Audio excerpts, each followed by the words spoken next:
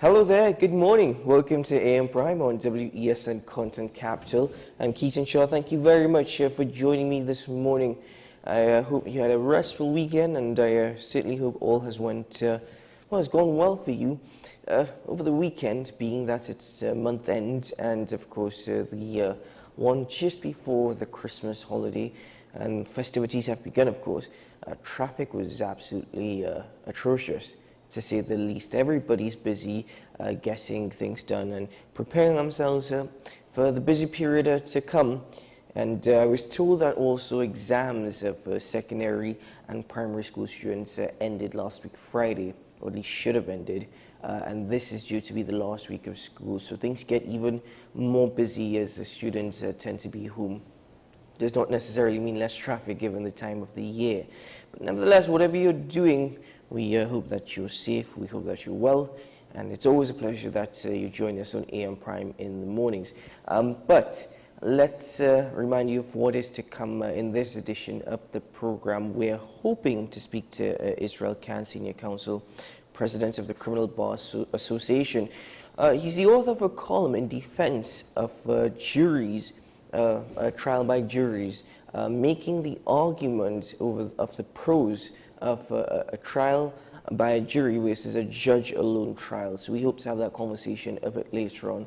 And then I'd welcome to the program a veterinary surgeon as we speak about pet health care and well-being over the next month or so. There's so much taking place, and so much taking place within the household, let alone within the general population and public environment, of course. So taking care of your pets is absolutely essential, and not everybody might be totally aware of certain things, so we will have that conversation later on. And then I welcome former THA Secretary George Stanley Baird later on in the program as we try to understand exactly what is taking place in Tobago. We are aware that the Chief Secretary has now put forward a vote which was passed in order to take action against central government not necessarily doing its part in regards to outstanding monies or budgetary allocations that the THA is owed. So I will get into that conversation a bit later on. But just to also update you, historical referendum took place yesterday in Venezuela over the disputed Essequibo region. Now, this particular part that was under question, the referendum actually questioned the authority of Guyana over the Essequibo region, which, interesting enough, makes up roughly 2/3 of Guyana's landmass. Now, Caracas claims for its part that the Essequibo River to the region's east forms a natural border which has been recognized since 1777, when the so-called Captaincy General of Venezuela, an administrative district to the Colonel of Spain, was established. It also refers to the Geneva Agreement, which was signed in 1966 ahead of Guyana's independence from Britain, providing for negotiated settlement on the region's final borders, saying that it never came to pass. Now, a big part of this situation actually is in regards to oil and natural gas. That's what's happening now. We see the development, the rapid development taking place in Guyana. And there are also, well, many sanctions still on Venezuela. And though the president of Venezuela, Nicolas Maduro, has indicated that there will be free and fair elections with the chance of international observers next year in Venezuela, which sat well with quite a lot of the Western world, this has now popped up as a rather pressing matter.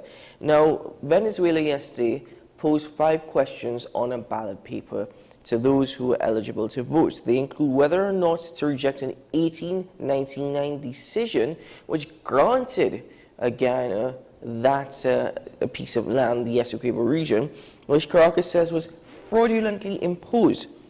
Also on the ballot is whether Caracas should reject the ICJ, or the International Court of Justice, jurisdiction over the dispute, and whether or not to grant Venezuela's citizenship to the people, currently Guyanese. And now, it's not a vote of self-determination, and Venezuela has stated that it's non-binding.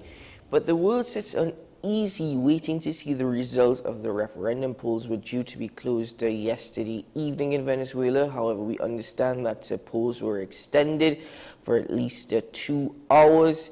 The Attorney General of Venezuela, though not commenting on the vote itself in regards to how many people came out to vote, no idea as per the numbers, he did indicate that it was a very smooth process. Now, the ICJ did initiate a ruling last week, Friday. The ICJ saying that whilst the court did not specifically ban Venezuela from holding the referendum, as Guyana had requested, the judges made it clear that any concrete action to alter the status quo should be stopped, and the legally binding ruling remains in place until a case brought by Guyana against Venezuela on the future of the region is considered by the court. Now, bear in mind, the court may be legally binding, but the ICJ cannot put forward a heavy ruling as yet, because in order for that to take place, both parties or all parties involved in any case has to basically give approval for it to be seen to by the ICJ. Essentially, Guyana went to the ICJ. Venezuela was not necessarily a part of this particular case, and therefore that's all part of the question in the referendum. Venezuela asking people within the Essequibo region whether or not that it should adhere to any ICJ ruling. So, again, all of us are sitting tightly, waiting to see what happens there, waiting for some information to come out in regards to the referendum that was held yesterday. But at this point in time, that's all the information that we have to share with you. But as soon as we do get more, maybe within the next hour or so, we'll bring you that on AM Prime. Ladies and gentlemen, let's take a quick break on the program, and when we return, we'll get into some regional updates. We'll be right back after this.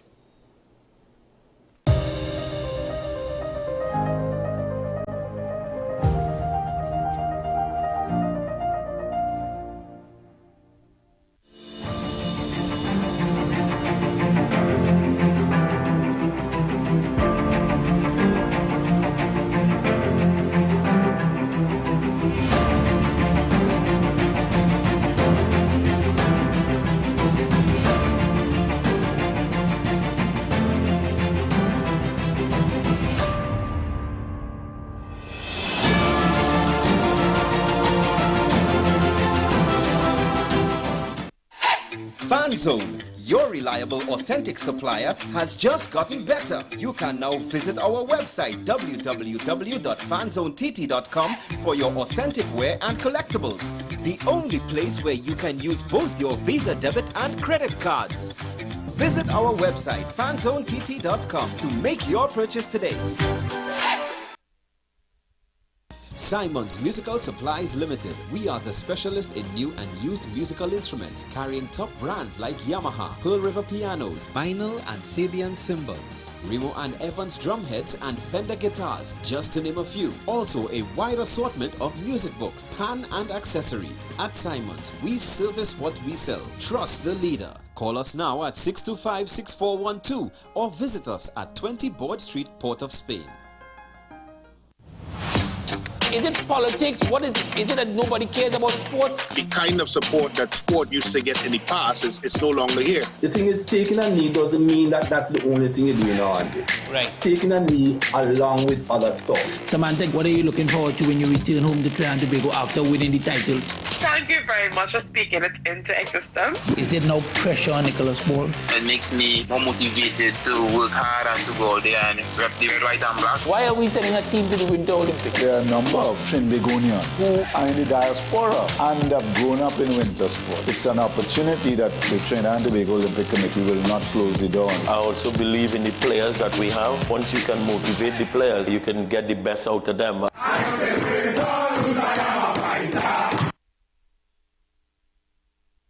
Let Let the home store turn your house into a home you love. We offer household items, lawn and garden, paint center, hardware, plumbing, lighting and electrical, toys and storage solutions. And just for you this Christmas, come check us out for great gift ideas and all your Christmas decorations. 6 convenient locations: 6th Avenue Barataria, The Falls at West Mall, Pennywise Plaza Chaguanas, C3 Center Branch, Christmas Store at C3 San Fernando, and Eastgate Mall, Trin City. Check out our Facebook page for more information and come visit us today. The Home Store. Turn your house into a home you love.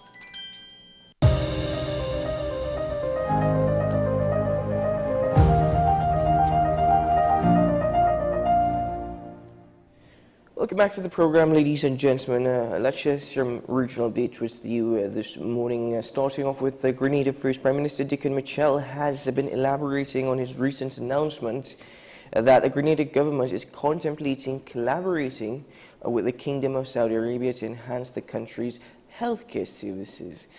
We know that there was a summit between CARICOM nations and Saudi Arabia about 3 weeks ago, and Caribbean nations have now been, leaders of Caribbean nations have now been elaborating to the public certain, I suppose, deliberations that are taking place. As such, this update coming from Grenada and the Prime Minister, Dickon Mitchell. Prime Minister Dickon Mitchell underscored that the Grenada government was not just seeking investment or investors to assist with the construction of its proposed teaching hospital when officials attended the CARICOM Saudi Arabia summit on November 16. Instead, he said government recognizes the need to address the challenges that exist in its primary healthcare system. During the summit, Grenada reached an agreement with Saudi Arabia to send a technical team to the kingdom. So in the case of the Ministry of Health, the minister has offered to host a technical team from Grenada as soon as we are ready, backing the Kingdom of Saudi Arabia so that we can explore further the possibility of collaborating with them in relation to the virtual hospital and how they have been able to use it as a tool to enhance service delivery to the citizens of Saudi Arabia. The visit facilitated a deeper understanding of Saudi Arabia's healthcare system and explored potential collaborations that can contribute to the improvement and development of Grenada's healthcare services. One of the highlights of the summit for Mitchell was a tour of Saudi Arabia's virtual hospital. At the invitation of the Minister of Health, he thought it would be a very useful exercise for us to see a non-traditional hospital. The virtual hospital is one of 2 that operates in the world. And it was, to some extent, a mind-blowing experience because it demonstrated how you can truly leverage modern-day technology to provide medical care and medical attention to citizens that otherwise may simply just not have access to it, either because of the remoteness of their location or the critical nature of the injury that they may be suffering that may require immediate attention, and oftentimes the ability to travel to a health center or health clinic or medical facility means by the time that happens, the patient life may have come to an end or their situation may have deteriorated even further. This experience provided the Prime Minister with valuable insights into innovative approaches to healthcare delivery that could be adopted by Grenada. Prime Minister Mitchell expressed a desire to reshape Grenada's healthcare model by embracing technology and focusing on promoting wellness and prevention rather than solely treating sickness. One of the key things that was noticeable from the virtual hospital is the use of data to track health trends within Saudi Arabia and to be able to proactively address it. One of the key policy initiatives that they shared with us was to ensure that the healthcare is shifted from the focus on sickness to that of wellness, that of prevention, and to ensure that the primary healthcare system is really transformed so that you can in fact protect the secondary and tertiary healthcare system. Because if not, you can build 10 new hospitals. They could have all of the modern equipment, but if your population is not healthy, if your population life expectancy is declining, it simply means that you will not be able to address the many health challenges you have by simply building facilities. The summit was attended by all 14 heads of government of CARICOM. Sticking with updates in regards to the Saudi CARICOM summit, Antigua and Barbuda is exploring opportunities with the Kingdom of Saudi Arabia in the area of petroleum storage. It's one of the outcomes from the summit, which Prime Minister Gaston Brown says resulted in fruitful discussions. So this update from Antigua and Barbuda. Prime Minister Honorable Gaston Brown in Saudi Arabia with fellow CARICOM leaders last week as the kingdom is seeking to deepen partnerships with the countries of this region. Increased water production and petroleum storage are two of the areas the Prime Minister zoomed in on. For example, in the areas of petroleum storage, a Zoom meeting is to be held this week with officials of Aramco, Saudi Arabia's mega energy company. What we're seeking to do primarily is to potentially have them as a partner, but perhaps most importantly to expand the storage in Antigua and to provide storage to Aramco. Already they're doing business in other countries within the hemisphere, and I believe that we can attract business from them and to further expand our petroleum storage facilities, petroleum storage business, which is a significant earner for WEAC at this time.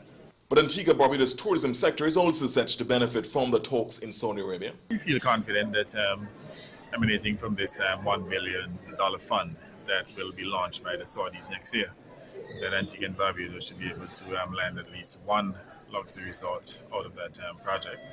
We also met another investment group here, and we've invited them to come on a fact-finding mission.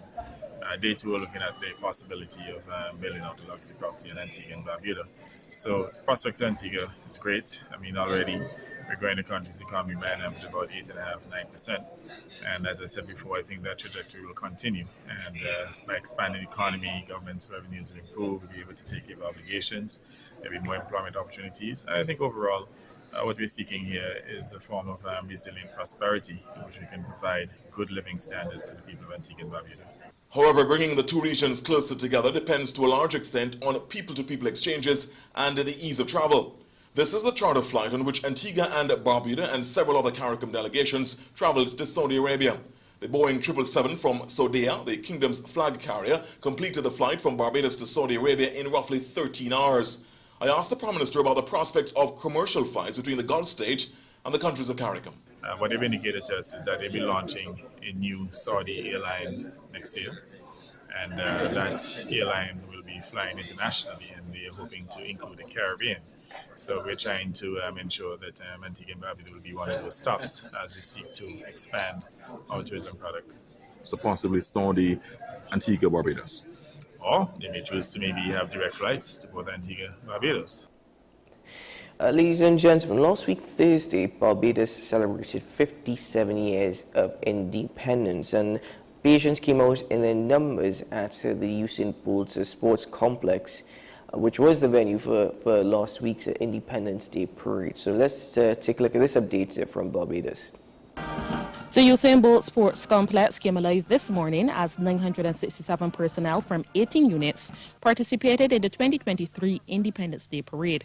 From after 7, many were already in position, ready for the prompt 8 a.m. start. The parade showcased drill displays from armed and unarmed groups. There was also a presentation of leadership badges to student leaders from the island's primary and secondary schools. In her address, Prime Minister Mia Amor Motley called on citizens to remain focused on the goal of transformation and to be grateful and full of grace. Noting the island has been adjudged the 5th fastest growing economy in the world, Ms. Motley says everyone must still pitch in to eradicate poverty. We're engaged now in recognizing that poverty is not the mission of the Ministry of People Empowerment, but the elimination of poverty is the obligation of each and every one of us in every household, in how we look out and take care of our brothers and sisters, whether in material goods or whether in the sustenance of the soul that is so critical. Ms. Motley notes Barbados can continue to punch above its weight and provide leadership on the international stage, just as it has in the climate change fight. Word has come from the UAE that the world's nations have finally not only settled on the loss and damage fund, but the capitalization of it has started this morning in earnest. And we thank the people of Barbados for playing the role that we have played in ensuring that this most essential item of justice can help level the playing field for those of us who have become victims of the climate crisis. Will we today or next week see the capitalization where we want it? No. But it is the beginning. And as we have learned, step by step, we can ensure that justice is delivered. Following the speeches, there was a march past along Black Rock Main Road, with the official salute being taken in the vicinity of Carlton Supermarket. Ladies and gentlemen, let me share with you an update from the BBC in regards to the referendum that took place in Venezuela yesterday, of which I started speaking about, of which I spoke about at the start of the program. According to the BBC, Venezuelans have voted overwhelmingly in favor of claiming the disputed oil-rich territories neighboring region, the Essequibo region. More than 95% approved establishing a new state in Essequibo. This is according to officials in Venezuela, not stating exactly whom the officials are, but that's the words of the BBC. Caracas says the region has been a part of Venezuela since independence from Spain 200 years ago, but Guyana says it was awarded to what was then British Guyana in the late 19th century. A bit of what we spoke about at the beginning of the program. Of course, this dispute flared up in 2015 following major oil discoveries, offshore oil discoveries of the Essequibo region. President Nicolas Maduro hailed the referendum results as an overwhelming victory for yes throughout Venezuela. Now, the status of the region has been a long source of tension, and boy oh boy, has that only gotten worse. So, awaiting a response from Guyana over this particular referendum, but according to the BBC, more than 95% approved establishing a new state in Essequibo, according to officials in Venezuela, not specific whom the officials are, but it seems as though the referendum yesterday was an overwhelming yes, according to President Nicolas Maduro. All right, ladies and gentlemen, let's take a break here on AM Prime.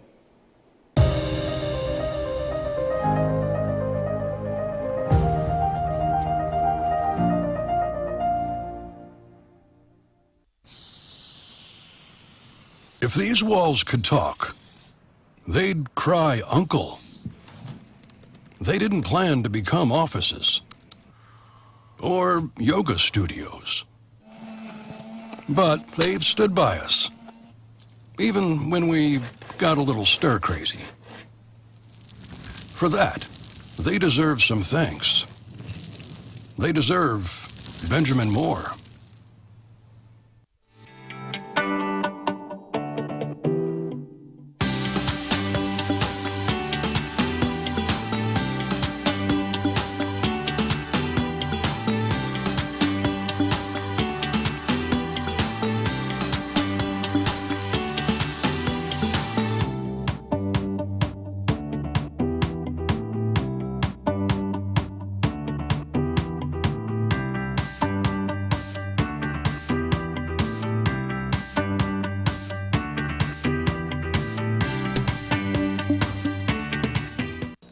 What's the best way to grab the attention of viewers? Please exercise more patience. You have to be kidding me. Doing what we do best. I'll say at the very least it's a conspiracy of laziness against the people. Join me, Keaton Shaw. And me, Sean Michael Small, for Talking Point. Weekdays from 8 a.m. to 9:30 a.m. We go in-depth on the trending issues and engage the most controversial newsmakers as we get them to account to the people for their actions. You can't go to the government with nothing. You can't go to cabinet with an empty hand, with a wish. I'm glad that we're having this a sober, mature discussion. In the present situation, I expect a continuation of the chaos. Join us for the discussion, Mondays to Fridays, only on WESN, the content capital. The issue, the continued rise in the price of flour and its impact on the cost of living in Trinidad and Tobago. How should we go about it? I want to ask you what has been revealed to you about the state of vulnerability in the country because of this exercise and because of what we're going through. Is the government losing the war on the vaccine front? The discussion should revolve around the common good for the greatest number of people in Trinidad and Tobago. How do we inculcate a sense of respect and regard for people who may not be of your own political ilk or persuasion? The communities are now being used by political opportunists. So when the tables are turned, it's the same way.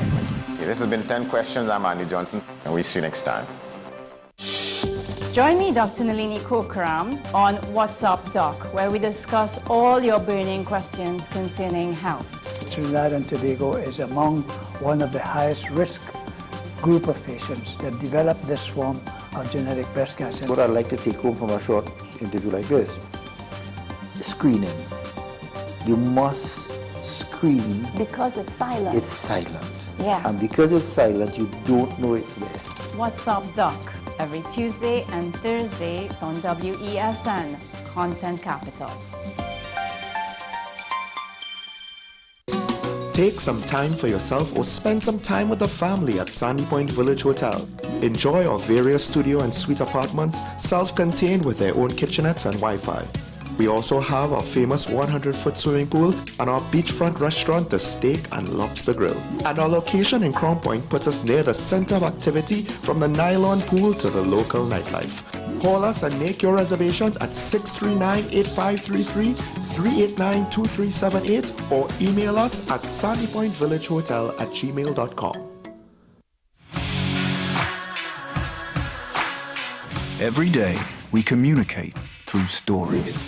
Stories of ourselves, our challenges, our goals, our experiences, and our aspirations.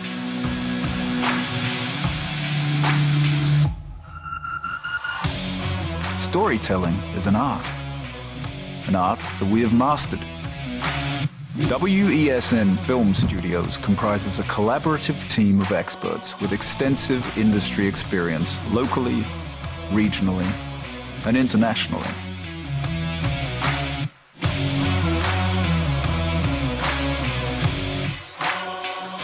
The ability of your business to successfully communicate with your preferred audience depends on the strength of the stories you tell. Your vision should be communicated in a high-quality, professional, and creative way.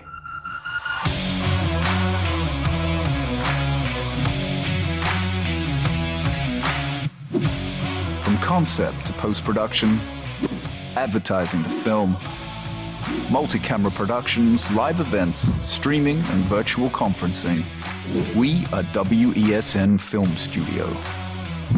Let your own unique voice be heard and your vision realized. Call us today at 628-5835 for your next production.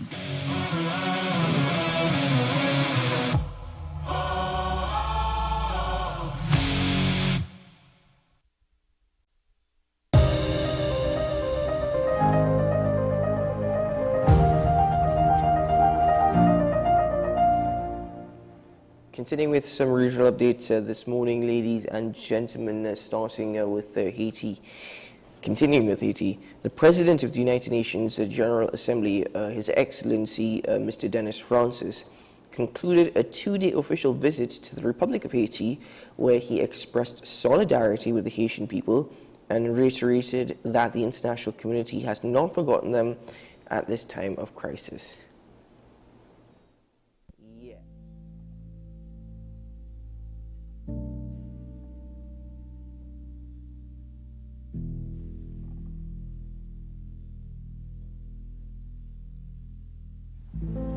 Here I am in the beautiful capital city of Haiti, Port-au-Prince, where most of the population of the city lives.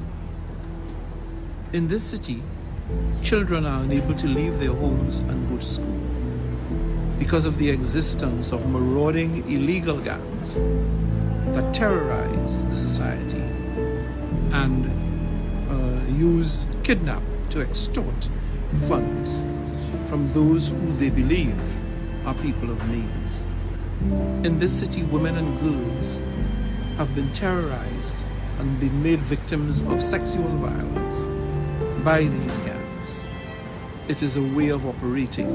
This pattern of behavior, this gang culture must stop, and the sooner the better for the people of Haiti and for the authorities in Haiti. The international community needs to stay engaged in Haiti and to assist and support the Haitian authorities and people in their search for lasting solutions that bring stability, both on a medium and long-term basis. Only 2-3 days ago, this country celebrated the 220th anniversary of the Battle of Vertières that led to the independence of Haiti as the first independent republic in the Western Hemisphere. That was a proud moment for Haiti, as indeed it was a proud moment for many of the countries of the hemisphere. I call upon all stakeholders in Haiti, the political parties, civil society, the business sector, the church, to unify in solidarity and to work hard to reclaim Haitian society from the gangs and to put the country on a firm and credible path to democratization. The United Nations is here to accompany the people of Haiti on that journey. But ultimately the responsibility, the decisions to be made about governance of this country belong to and with the Haitian people. No one else other than them can credibly make those decisions. The international community is here to assist and support to the extent that the Haitian people are willing to accept that support. I call upon all stakeholders, therefore, to collaborate constructively, to work together in solidarity for the betterment of this country so that the Haitian people can live their lives in peace and harmony and achieve the objectives of the Sustainable Development Agenda through peace, progress, and prosperity. That is what the international community desires for the people of Haiti. And it is those principles and values that we will work with the Haitian authorities to create on a long-term sustainable basis for this beautiful country. The international community hasn't forgotten Haiti. I can't believe I'm even reporting that. But that update, courtesy the United Nations General Assembly. Going on to Ghana, thousands of people have traveled to Dubai for the United Arab Emirates for this year's Global Climate Talks, COP28. Delegates from Ghana, including President Dr. Irfan Ali, Vice President Dr. Barrick Jagdeo, and indigenous leaders have also traveled to Dubai in hopes of showing the world how Ghana has been protecting its forests and how it intends to earn more from keeping those forests intact. Ghana also hopes to influence the conversation on climate change by explaining that emitters like players in the oil and gas sector cannot be locked out of climate talks. So this report is coming from Ghana. People from all across the world come to Dubai to experience luxury. It's a place filled with huge hotels, malls, and skyscrapers, like the tallest building in the world, the Burj Khalifa. Dubai and 6 other Emirates, including the famous Abu Dhabi, make up what is known as the United Arab Emirates, or the UAE for short. But from November 30th to December 12th, thousands of people will also be coming to Dubai for this year's Global Climate Talks, COP28. For many, hosting the Global Climate Talks in Dubai is strange. Since 1966, oil was found in Dubai, and oil has been a huge part of the development of Dubai and the wider UAE. However, the oil industry is notorious for contributing huge amounts of carbon dioxide and other greenhouse gases to the atmosphere. Those gases help to worsen the climate crisis, and essentially it contributes to global warming and worsening natural disasters like wildfires or flooding. Then, the other strange thing was that the head of the Abu Dhabi National Oil Company, right here in the UAE, was the COP28 president designate. That is Sultan Ahmed Al Jaber, who also heads a renewable energy company, Masdar. Now, he has defended his role as the president or the president-designate of COP28 by pointing out that for years he has focused on pushing renewable energy.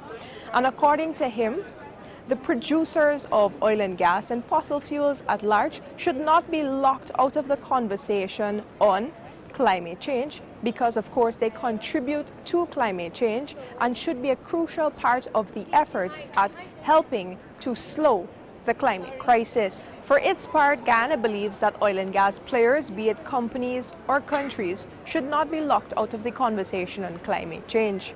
Ghana believes those players are crucial to this conversation, in fact. Now, Ghana is now an oil-producing nation. Since 2019, the country has been producing oil in its prolific Stabroek Block offshore.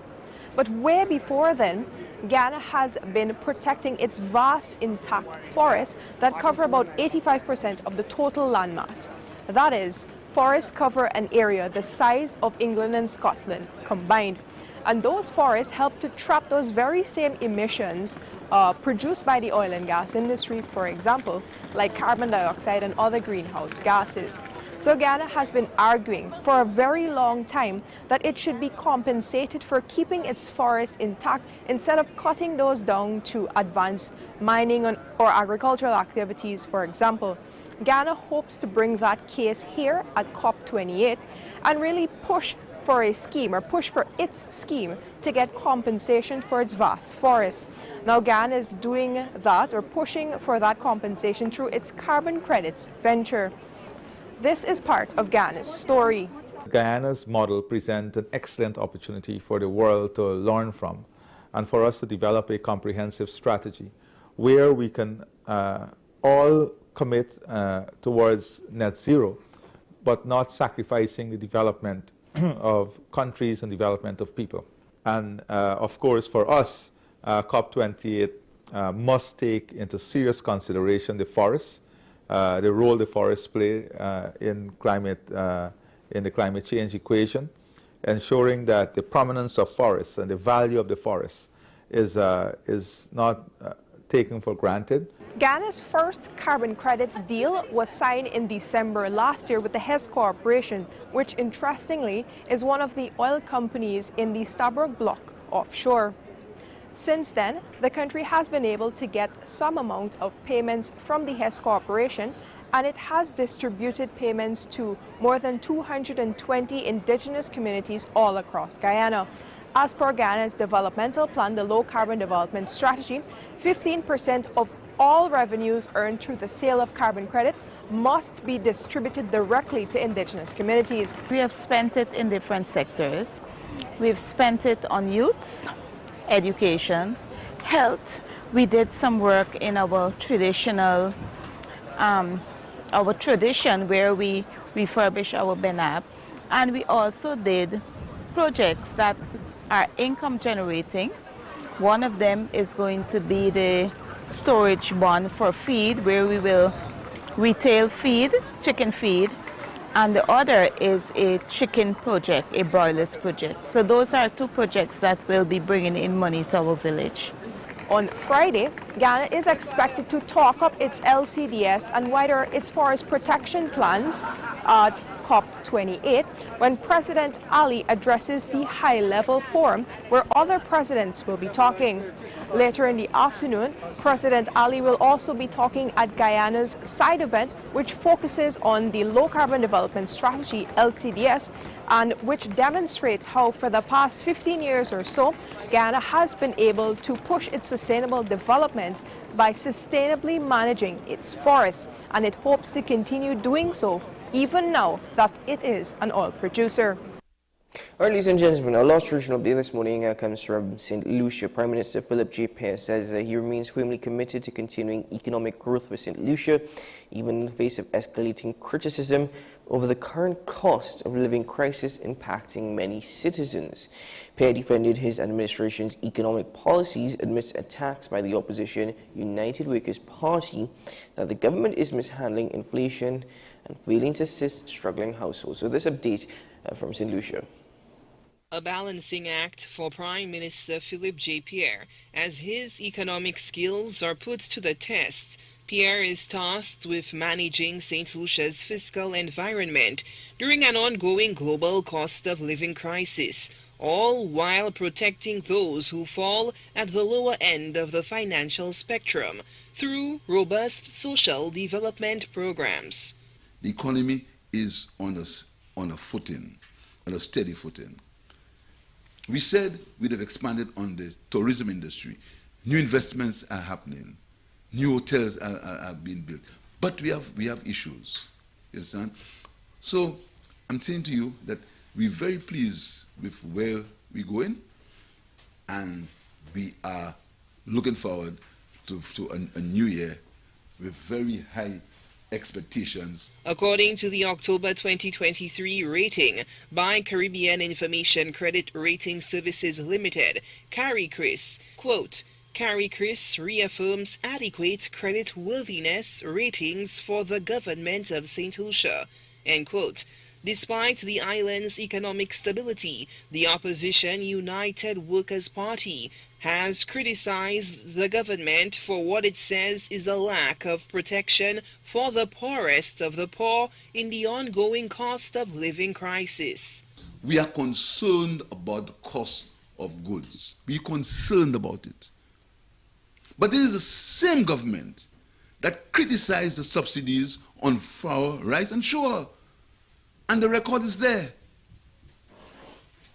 Suddenly, all these new revelations on poor people and how have come.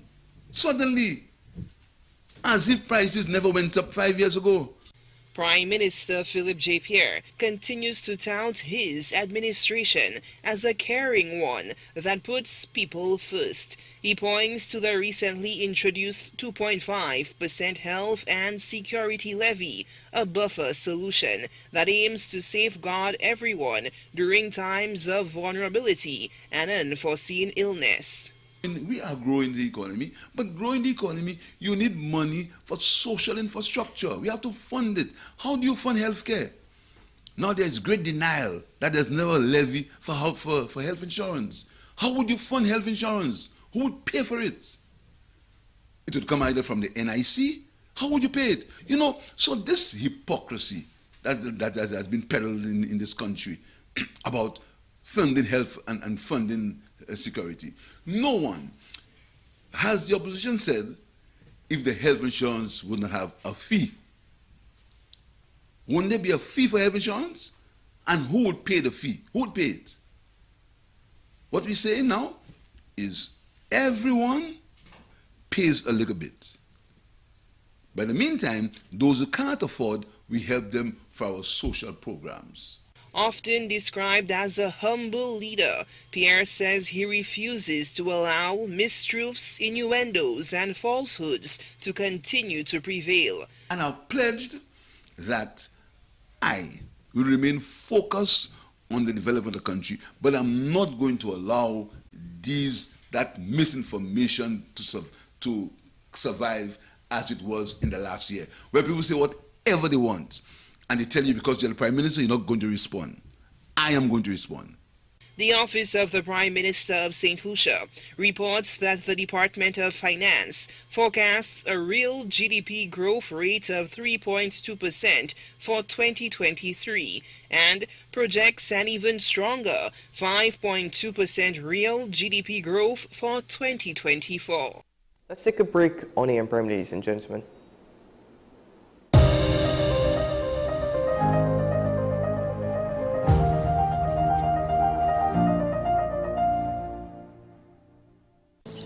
It comes naturally to us. Unstoppable energy. We use it to manifest a future.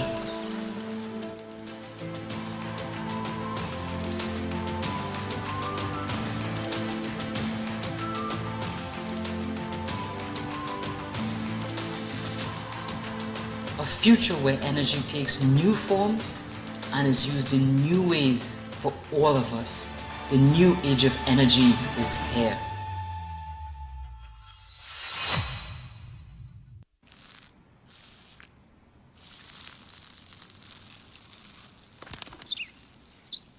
Maybe he landed here totally by coincidence.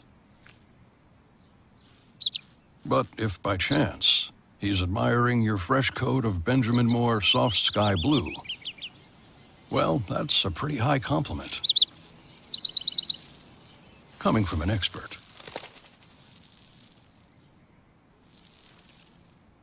Let the home store turn your house into a home you love. We offer household items, lawn and garden, paint center, hardware, plumbing, lighting and electrical, toys and storage solutions. And just for you this Christmas, come check us out for great gift ideas and all your Christmas decorations. 6 convenient locations: 6th Avenue Barataria, The Falls at West Mall, Pennywise Plaza Chaguanas, C3 Center Branch, Christmas Store at C3 San Fernando, and Eastgate Mall, Trin City. Check out our Facebook page for more information and come visit us today. The Home Store. Turn your house into a home you love.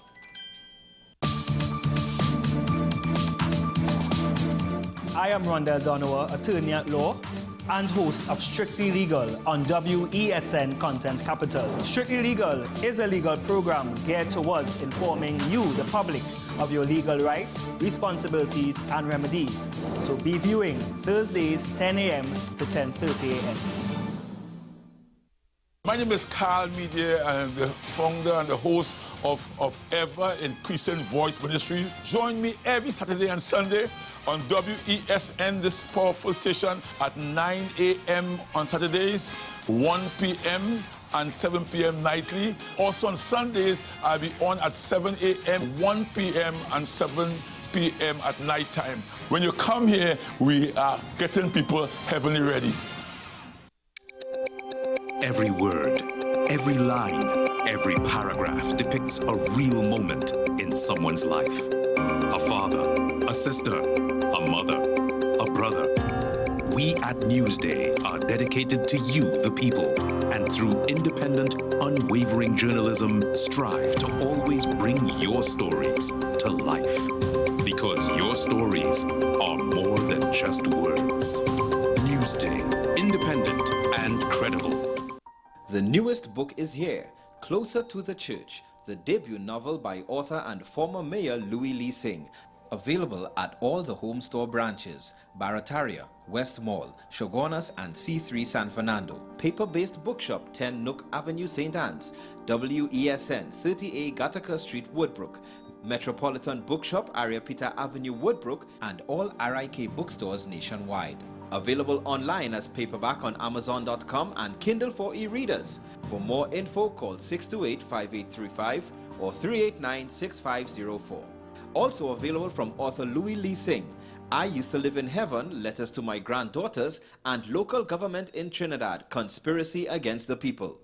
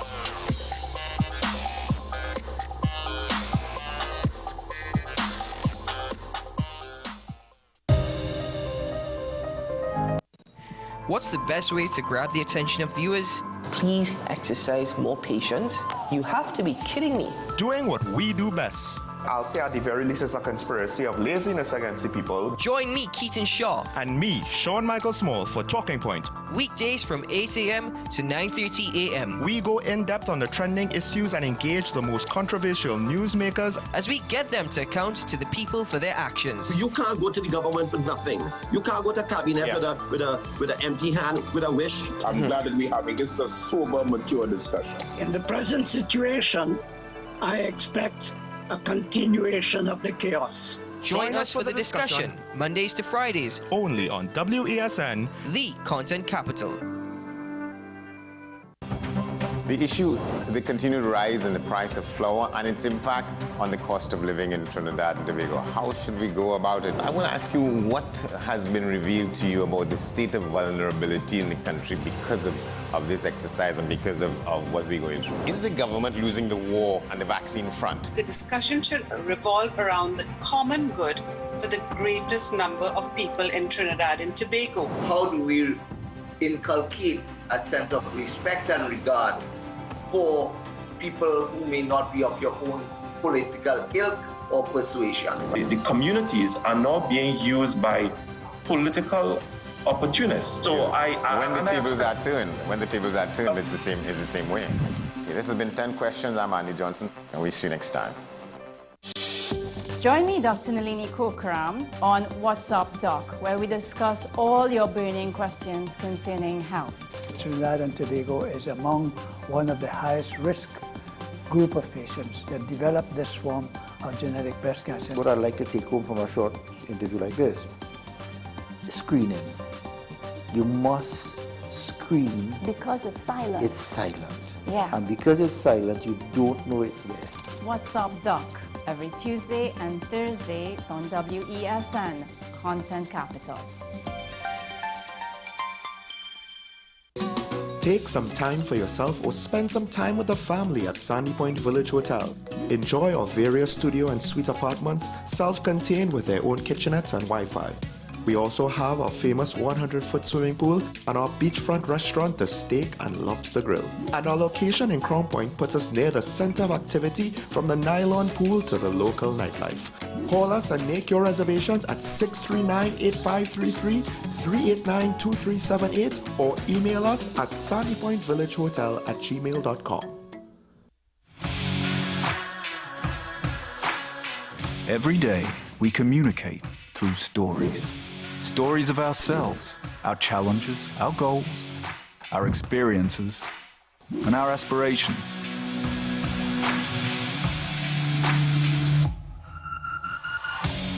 Storytelling is an art that we have mastered.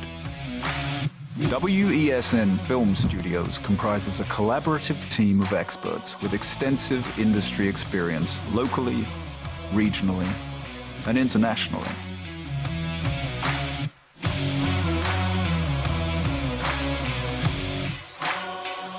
The ability of your business to successfully communicate with your preferred audience depends on the strength of the stories you tell. Your vision should be communicated in a high-quality, professional, and creative way.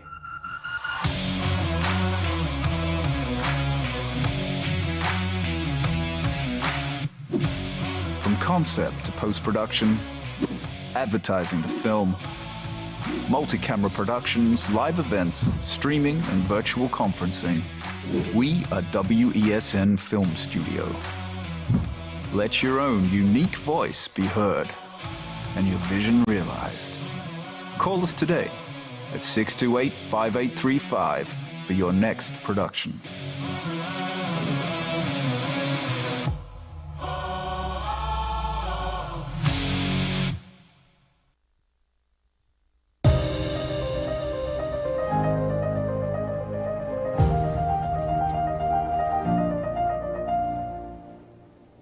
Welcome back to the program, ladies and gentlemen. Chief Secretary Foley Augustine says his administration is taking legal action to get some $166.4 million, which he claims the government owes the Tobago House of Assembly in approved parliamentary allocations over the past few years. The THA is also seeking legal action to ensure that government gives the Assembly an annual budget allocation commensurate with its development agenda. Now, to expand on this a bit more, I'm joined by former member of the Tobago House of Assembly as we analyze the ongoing situation, Mr. George Stanley Baird, and he is with us over the telephone. Good morning, sir. Welcome to the program. Good morning, Mr. Baird. Could you hear me? Good morning, Keaton. Good morning. Thank you very much for joining me. Well, on the date of which the Chief Secretary brought this to the Assembly, exactly 1 year previously, on November 24th, 2022, He had a plenary sitting accusing central government of not distributing the THA's full physical allocations from the national budget for the previous 5 years. He's now decided to take action after 1 year, legal action, that is, after 1 year. Is the Chief Secretary, it's within his powers, yes, he has the power to do so. Is it the right move at this time, given the ongoing relationship saga between central government and the Tobago House of Assembly? Well, let's be honest. I am one of the members of the Assembly back in 1984, coming forward. Spent 12 years there. And basically, I am quite certain that it's very frustrating if you are a new Chief Secretary coming into office and there is a backlog of money owed to you. And I could well support Chief Secretary Farley's position on it, because it's extremely frustrating. Act 40 of 96 gives the Tobago House of Assembly, right, and via the Dispute Resolution Commission, the fact that the funding for the Assembly should be given in quarterly disbursements en bloc. Well, that's the same. So that if you have had money owed from years before and you have not paid them into the Assembly, works might have been done, right? And then there is no payment. So it puts the present Chief Secretary in very poor light, because the contractors, etc., would be looking for their monies. And then whatever you do now in terms of your tenure, it comes over very, very badly in terms of you're spending money on X, you're spending money on Y, but you owe money since 2017. Mm-hmm. So he's quite in order, and he's quite, illegally, he's quite in order, because if the central government did not pay the money in the quarters when they were due, then they are at fault. Now, the Chief Secretary has indicated that the administration has spoken Peter, to I am having a slight problem hearing you clearly. Go ahead, though. I'm hoping that you can hear me a bit better now. But the Chief Secretary has indicated that his administration and members of his administration have tried to speak to the Minister of Finance, Colm Imbert. That has proven futile. So, as you were suggesting, he is within right order, given that it is his frustrations. But, Mr. Stanley Bird, why is it? Because Section 44 of the THA Act says that if the THA is dissatisfied with whole or a part of any of the allocation, then it can refer the matter to the Dispute Resolution Commission. Should that have been the first step that the Chief Secretary should have taken? Well, listen, his utterances, look, that is the step that will come. That's the only step that it can actually be triggered. That a letter has to be written by the Chief Secretary to the Finance Minister, telling him, hey, we have problems, right? In other words, we have a problem, Houston, and hey, we need to correct this. The central government has to agree that there is a problem, all right? And once that happens, the dispute resolution is triggered. Now, as you well know, in present-day Trinidad and Tobago, everything is transacted on social media, etc. But however, it must be recognized that there is a procedure and a process, and I'm quite certain that the Chief Secretary will and understands that he has to write his letter to the central government, letting them know that this cannot continue. Mm-hmm. And therefore trigger the Dispute Resolution Commission. But everything goes social media before it actually goes in the official channels.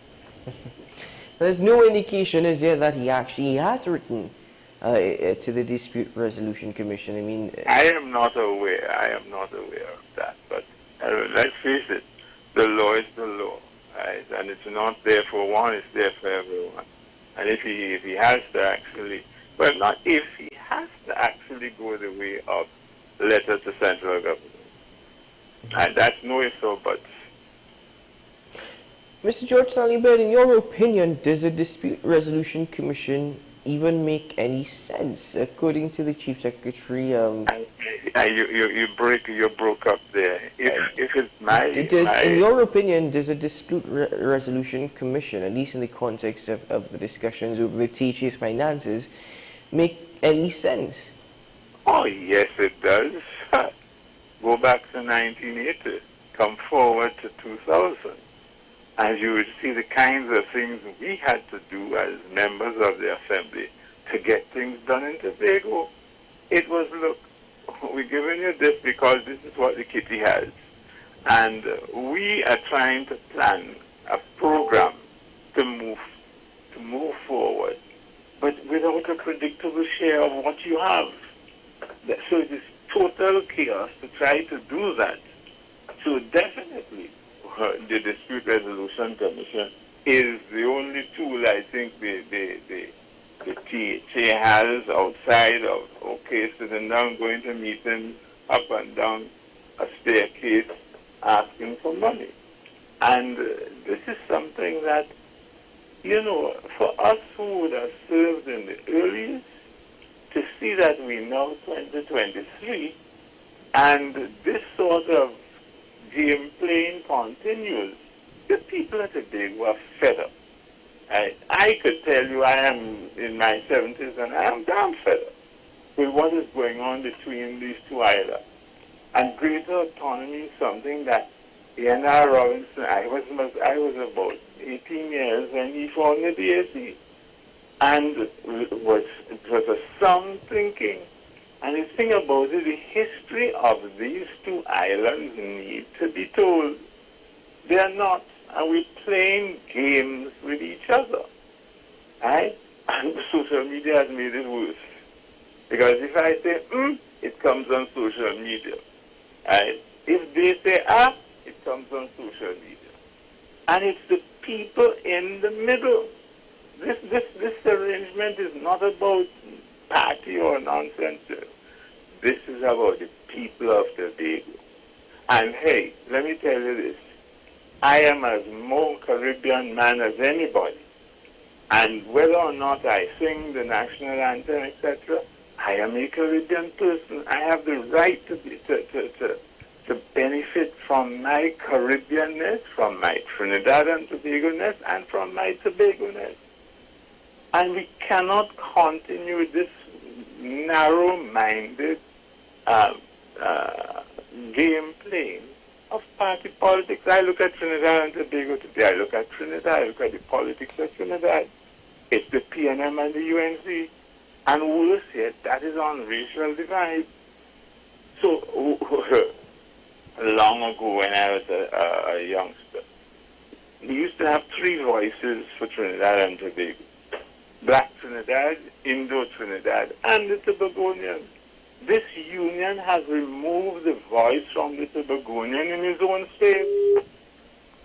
You know, just absolute craziness. Mr. Stanley Bird, what has changed then? Because as far as I'm aware, people will tell you that such a structure still exists. That what? I didn't hear Such a structure still exists. What structure? The 3 voices? The 3 voices, yes. Hey, not at all, my brother. You remember you're going to get Sanders whether or not you wanted. Who suggested Sanders? And you could go back even further. Why is the cockatoo a national pest on our coat of arms? You think any Tobagonian would have said put the cockatoo on the coat of arms? Because of the destructiveness of the bird? Mr. Stanley Bird. And you've broken up. No, well, it seems to be not a very good connection this morning. I'm hearing you now. Yes, it's not a favorable connection this morning.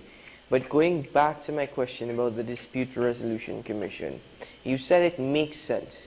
Fair enough. They put forward in 2001 the percentage of 4.03% to 6.9%. to review the year in year. So fine, you say it makes sense, but is it actually working? Is it working? Is the DRC and the DRC's recommendations actually working and being adhered to? I hope I am on target with my answers to your questions, but I will tell you this. It makes sense to have a predictable share, and it makes sense to sit down, central government and the THA, right? It makes sense to sit down, right? But the more sense it makes, or the most sense it makes, is by getting the people of Tobago to sit down and say what it is they need. No, this is not about a party's money to give you, and the politician is quick to say, I give you that, or I could give you that, and I could give you it. They have none of that, you know.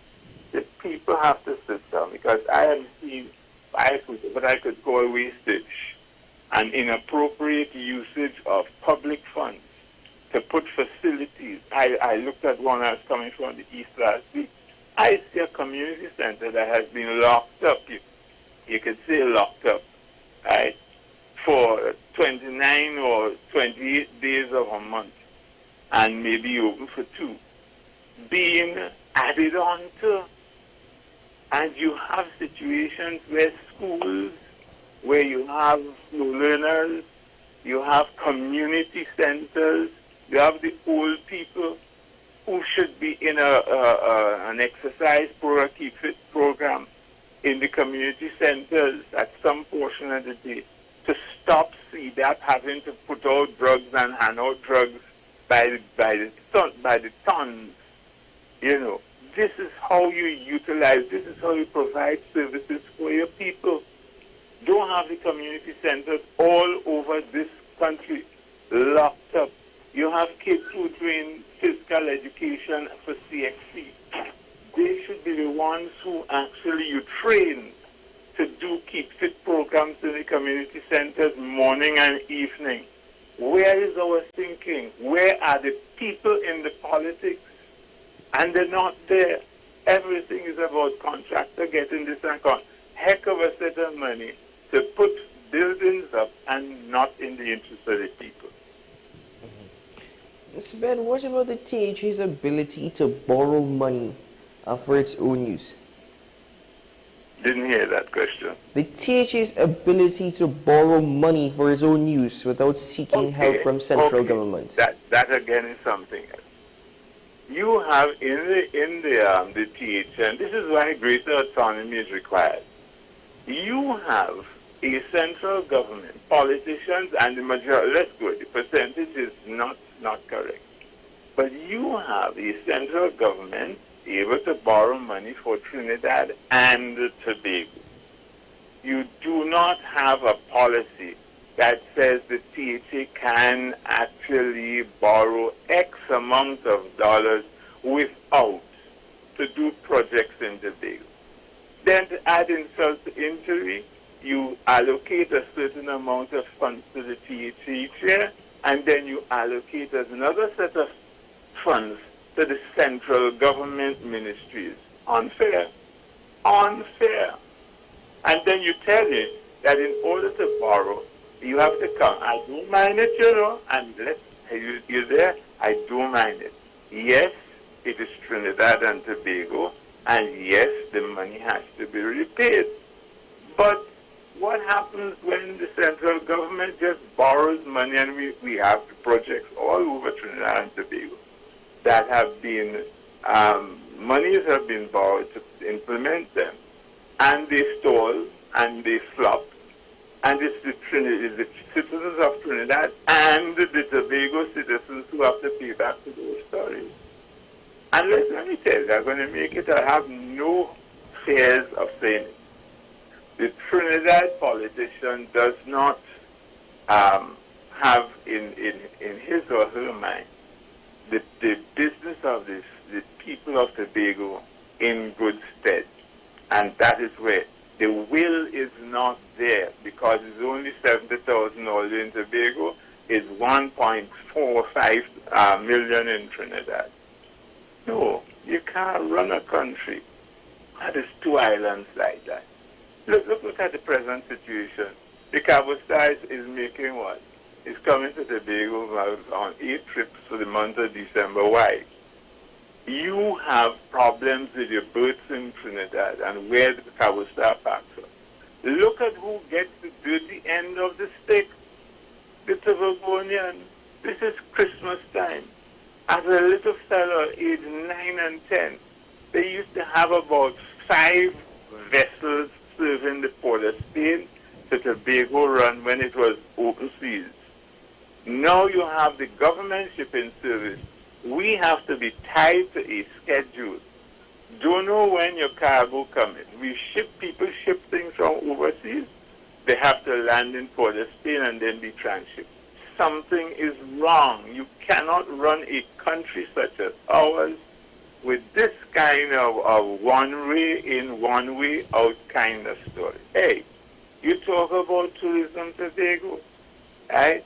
You're spending money to market Tobago, but you're telling me your national airline has 1 flight from New York to Tobago per week, and that is a destination that at least you need to have 2 flights, because the folks in the North America, they take 3 and 4 day holidays. So you must be able to fly in and fly out in 3 or 4 days to be something that is attractive. Right? And don't tell me you have Tiago to pass through, because you know what connecting flights are like. Tobago has lived for too long under the shadow, and Dean, I call it disrespect. I call it disrespect. And therefore, the time has come for serious discussions and decisions for greater autonomy for Tobago. If that is not it, well, Tobago might as well look at what Anguilla did back then when Ronald was and they were putting pressure on Anguilla. But that's what we want, to say what? How are you going to live? It's not how you're going to live. They're living. The islands in the Caribbean all are living. And they have something called a culture of survival. Their people know how to survive. Tobago people know how to survive, but it's what they have to put up with from the bigger system. And let me tell you, I ain't preaching separation here, because when you look at it, they have more than 3/4 of the people from here living there. But you still have aims and aspirations as a family. You look at the kinds of things, town and country, right? You have a situation where a yachty can come and clear customs in cruising or wherever down there, Chagaramas, and sail his vessel from Chagaramas into King Peter's Bay or Manowar Bay and anchor anywhere because he has been cleared customs and immigration. But what about the fishermen in those villages who want to shoot their net? Where the fella is going to park his yacht is in the way of the net fisheries. Who is to tell him if you hold the authority in Trinidad? No. Then Tobago House of Assembly needs to employ a yachting commissioner so that it is mandatory. The law needs to say that if you are a yachty cleared in Trinidad wanting to come to Tobago, you have to contact the yachting commissioner's office in Tobago to get the clearance as to where you're going to park your yacht. These things are not there. And let me tell you, and I'm telling you this because this is my heart speaking. When this thing first came about in 1980, as well as in 84 and again in 1996, you had the discussion for a greater efficiency between these two islands. But you know something? I could tell you now that in some of the situations where you were supposed to have what is long ago used to call O&M, organization and management, that determines how many officers or public servants need to be working in the department and provide the post to be filled. Some of those have not even been done from 1980.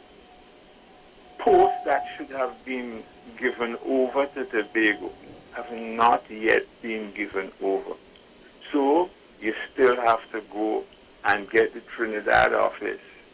I will tell you further, when THA pays money into TNTech and other state agencies, the priority listing of that money is put on a national grid, right? And as to where the needs are. But you are taking the little 2 pennies in the THA to electrify sections in Tobago. You pay TNTech the money, but they put you on a national priority list. They don't receive your money.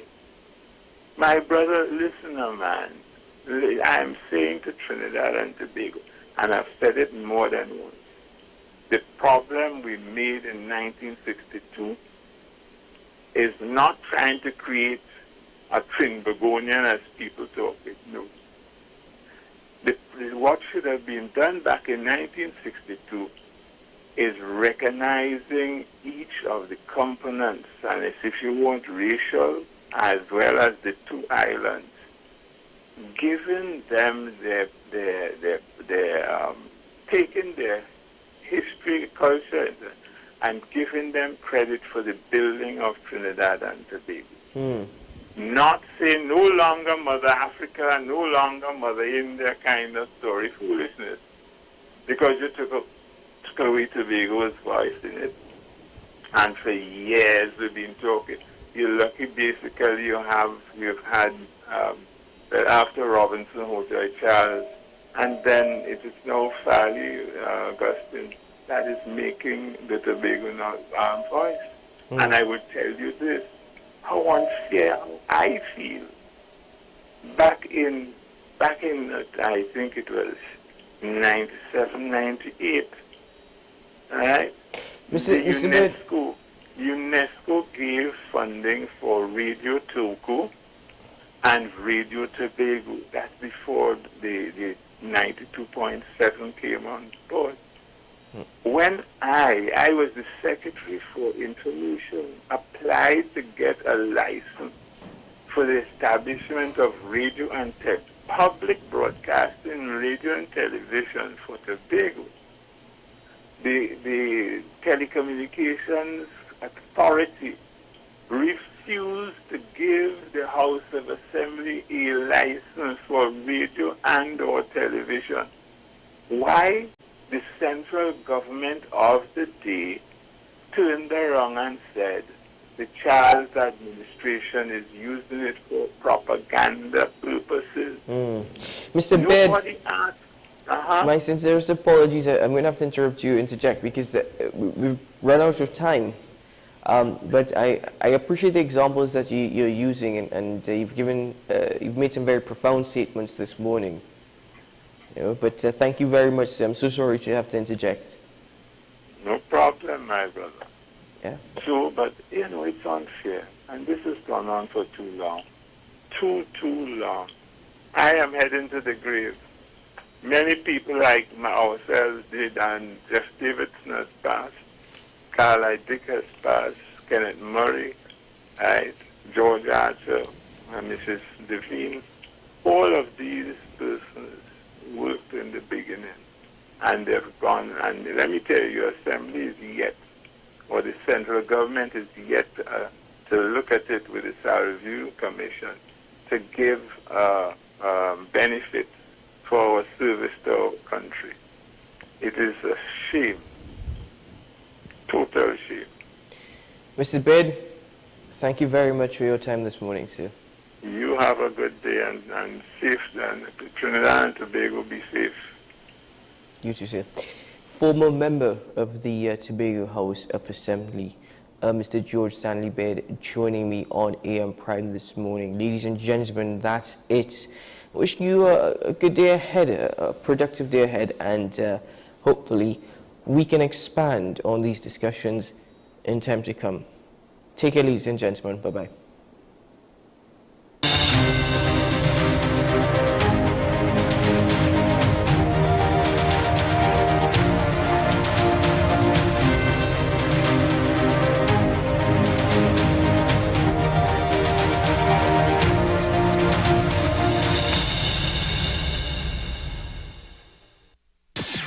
WESN.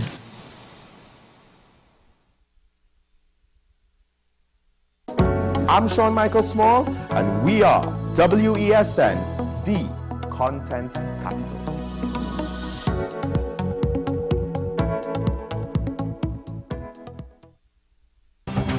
The issue, the continued rise in the price of flour and its impact on the cost of living in Trinidad and Tobago. How should we go about it? I want to ask you what has been revealed to you about the state of vulnerability in the country because of this exercise and because of what we're going through. Is the government losing the war on the vaccine front? The discussion should revolve around the common good for the greatest number of people in Trinidad and Tobago. How do we inculcate a sense of respect and regard for people who may not be of your own political ilk or persuasion? The communities are now being used by political opportunists. So when the tables are turned, it's the same way. Okay, this has been 10 questions. I'm Andy Johnson, and we'll see you next time. Join me, Dr. Nalini Kokaram, on What's Up Doc, where we discuss all your burning questions concerning health. Trinidad and Tobago is among one of the highest risk group of patients that develop this form of genetic breast cancer. What I'd like to take home from a short interview like this, screening. You must screen. Because it's silent. It's silent. Yeah. And because it's silent, you don't know it's there. What's Up Doc, every Tuesday and Thursday on WESN, Content Capital. Take some time for yourself or spend some time with the family at Sandy Point Village Hotel. Enjoy our various studio and suite apartments, self-contained with their own kitchenettes and Wi-Fi. We also have our famous 100-foot swimming pool and our beachfront restaurant, the Steak and Lobster Grill. And our location in Crown Point puts us near the center of activity from the nylon pool to the local nightlife. Call us and make your reservations at 639-8533, 389-2378 or email us at sandypointvillagehotel@gmail.com. What's the best way to grab the attention of viewers? Please exercise more patience. You have to be kidding me. Doing what we do best. I'll say at the very least it's a conspiracy of laziness against the people. Join me, Keaton Shaw. And me, Sean Michael Small, for Talking Point. Weekdays from 8 a.m. to 9:30 a.m. We go in depth on the trending issues and engage the most controversial newsmakers as we get them to account to the people for their actions. You can't go to the government with nothing. You can't go to cabinet with an empty hand, with a wish. I'm glad that we're having this a sober, mature discussion. In the present situation, I expect a continuation of the chaos. Join us for the discussion, Mondays to Fridays, only on WESN, the Content Capital. Is it politics? What is it? Is it that nobody cares about sports? The kind of support that sport used to get in the past is no longer here. The thing is, taking a knee doesn't mean that that's the only thing you're doing now. Right. Taking a knee along with other stuff. Samantha, what are you looking forward to when you return home to Trinidad and Tobago after winning the title? Thank you very much for speaking it into existence. Is there no pressure on Nicholas Ball? It makes me more motivated to work hard and to go out there and rep the red, white and black. Why are we sending a team to the Winter Olympics? There are a number of Trinbagonians who are in the diaspora and have grown up in winter sport. It's an opportunity that the Trinidad and Tobago Olympic Committee will not close the door on. I also believe in the players that we have. Once you can motivate the players, you can get the best out of them. The newest book is here, Closer to the Church, the debut novel by author and former mayor Louis Lee Singh, available at all the home store branches, Barataria, West Mall, Shogunas and C3 San Fernando. Paper-based bookshop 10 Nook Avenue, St. Anne's. WESN 30A Gattaca Street, Woodbrook. Metropolitan Bookshop, Ariapita Avenue, Woodbrook, and all RIK bookstores nationwide. Available online as paperback on Amazon.com and Kindle for e-readers. For more info, call 628-5835 or 389-6504. Also available from author Louis Lee Singh. I Used to Live in Heaven, Letters to My Granddaughters, and Local Government in Trinidad, Conspiracy Against the People.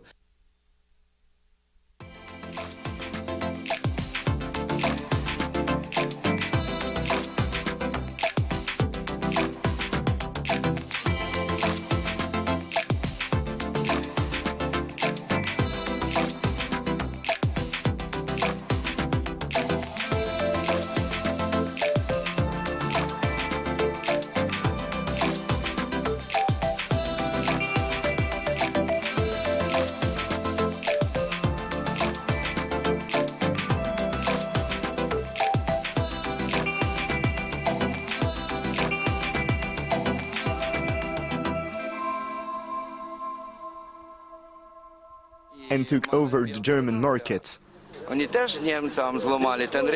Kiev has warned that supply problems could lead to energy shortages.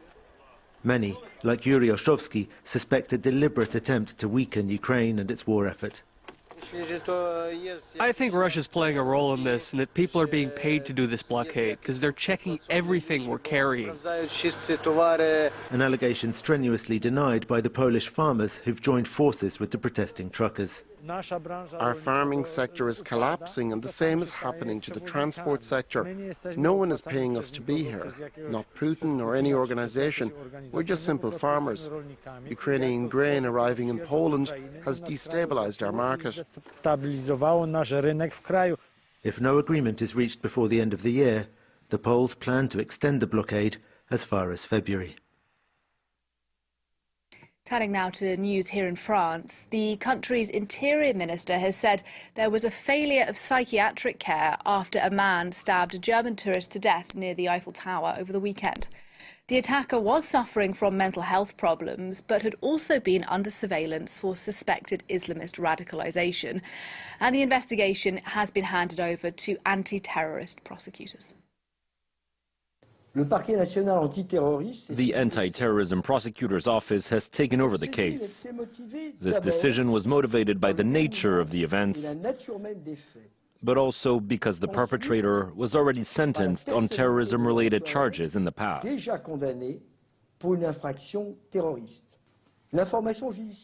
the time, the investigation showed that his family was not religious, that he converted to Islam at the age of 18 in 2015 and rapidly adopted a jihadist ideology.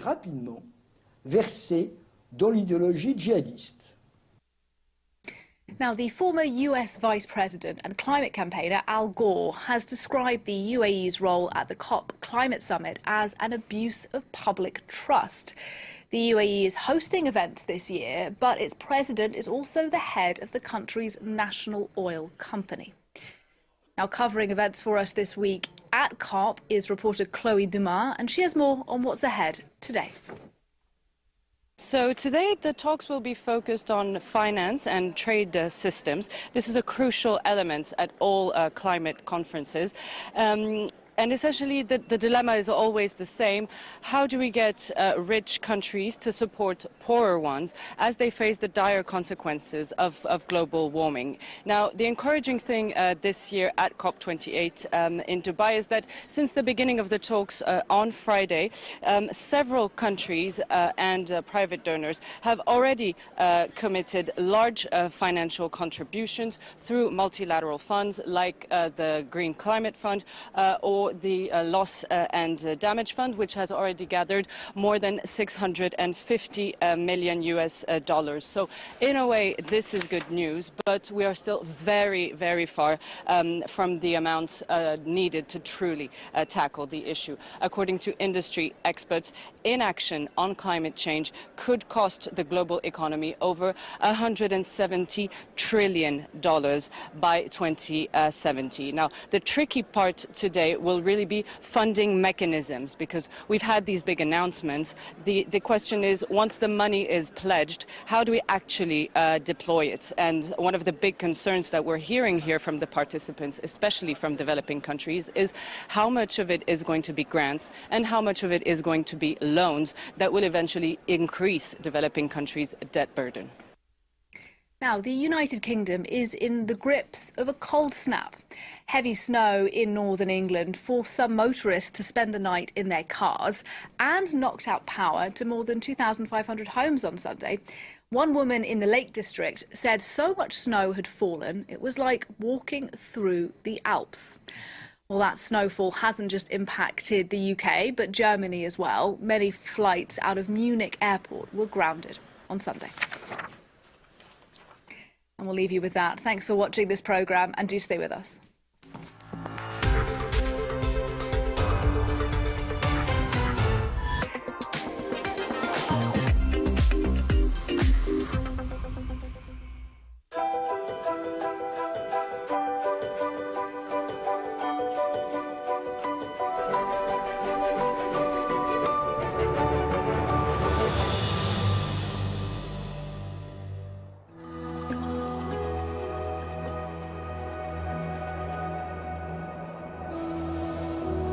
It's a French département created from the union of the land in two rivers, the Lot and the Garonne.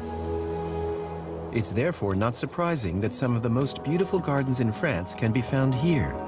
Mini Edens, whose histories are both astonishing and little known. For example, this one in Temple-sur-Lot.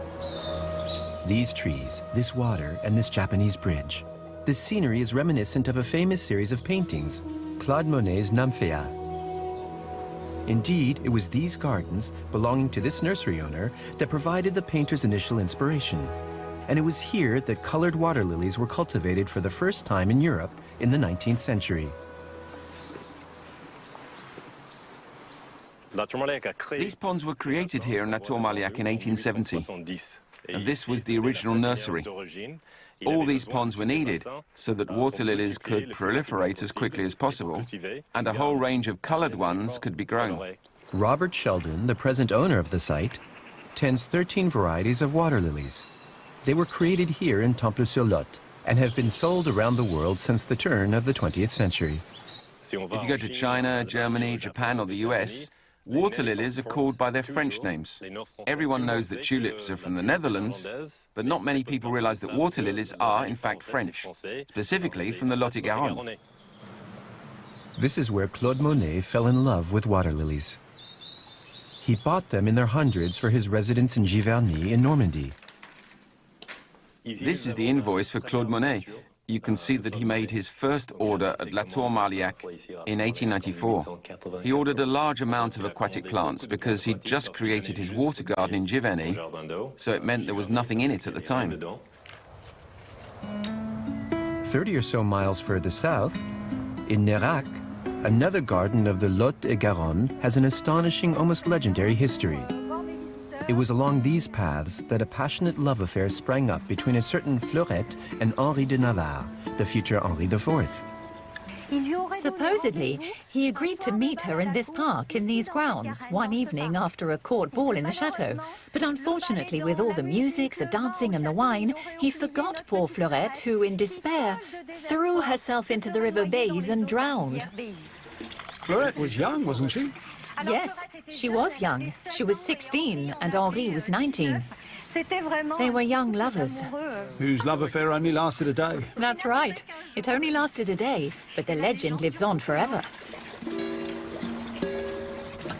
The legend has bequeathed an expression to French literature, conter Fleurette, which has become to flirt in English. The inhabitants of Nérac, who've come to learn about the history of their area, are more than proud of the story. You can never know enough about the history of your region. And sometimes you go a long way to learn about the history of other places, when you've actually got history right on your doorstep. A bit further north, in Duras, another couple of lovers chat each other up in a garden as they walk among the fruit trees. For Vincent and his wife, this story has a happy ending. Look! Oh, yes, look at those pears. Saint-Jean pears. Loads are on the ground, but there are still plenty left. Isn't nature bountiful? You're right. In 2020, Vincent won the World Jam Championship. This is concentrated fruit, sugar and aromas. I could make one of my apple jams with mint. This is the fruit of the labor of husband and wife. When they met 20 years ago, he was running a nursery, but didn't know what to do with his apple harvest. We were inundated with fruit, almost drowning in it. So we came up with the idea of making jams. She went to the nearby market in Montségur with a tiny table, sold a few jars of jam, and that's how we started, wasn't it, darling? Just like that. And today, their jams sell in their thousands. Vincent has left his orchards for his kitchen, and he buys the finest products in the region. This is fresh rhubarb. It's from the Lot-et-Garonne. As you know, this département is called the Orchard of France. We have everything. We can have all the fruit and vegetables that we want, especially as I make jams not just out of fruit, but out of vegetables too. So I'm going to make some rhubarb and geranium jam. It's a perfect combination. Vincent grew up in the Lot-et-Garonne, the perfect breeding ground for a future world champion.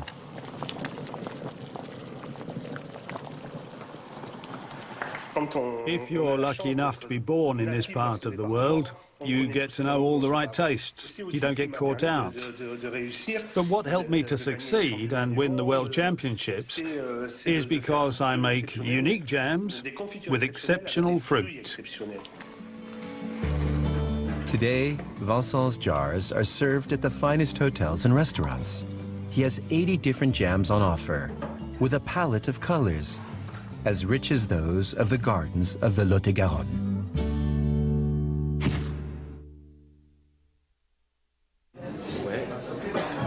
So, tell us about this new experience.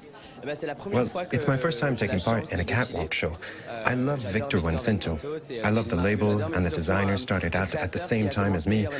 I grew up watching icons celebrating other icons as they all grew up together. I'm thinking of Madonna and Jean-Paul Gaultier, Gaga, McQueen. So when Wencinto asked me to come and take part, it was an honor to say yes. We are part of the new generation, and we're planning on sticking around.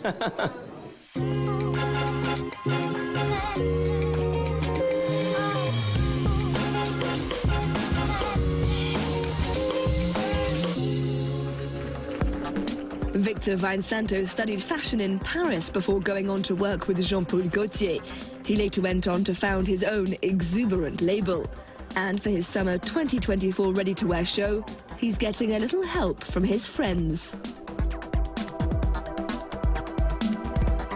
It's a really diverse cast. We tend to always see the same thing, but I love being surrounded by people I love and who inspire me, and I'm loyal to them. How many looks are there? 20 or 25, around 20. So, 2,000 looks. They tell which story? It's called Perfect Day. It's inspired by the way, you know, on your wedding day or when a baby's born, we have expectations. We tell ourselves that it's going to be a perfect day, and that's not always the case. I wanted to pay tribute to that with a slightly jaunty take on things. So I went for big structures, with big wind-blown hair with drops of water. You know, there's a saying in French, mariage pluvieux, mariage heureux, which means rain on your wedding day is good luck. And it's those ideas that I try to turn into couture. With some haute couture thrown in, think pieces of sculpted jewellery made from spun glass. So you have a blowtorch and a concentrating hub. You heat up little sticks of glass that become liquid, and then you can shape flower petals that we then solder one after another. It takes a lot of time and a lot of love to turn into what you're going to see in the show. The remarkable technical work is coupled with flamboyant silhouettes, a carefully considered sartorial language that also carries a strong message. The message is one of tolerance, accepting yourself. It's about fluidity and, above all, about freedom of expression. To be who we are, to show our communities a form of representation that will give people examples they can use as a foundation to defend causes that aren't only about identity, but also about what it means to be human. It's about accepting people for who they are, not judging, and leaving people in peace. You wanted it to be timeless and universal. Timeless, universal, but it's also a little wake-up call, because we have a tendency to think that things we fought hard to win will always be that way. The reality is that we can quickly find ourselves repeating bad habits. It's important to remind people. Bad habits like fashion's enormous problem with waste. Kevin Germanier is a champion of what can best be described as the opposite of growth.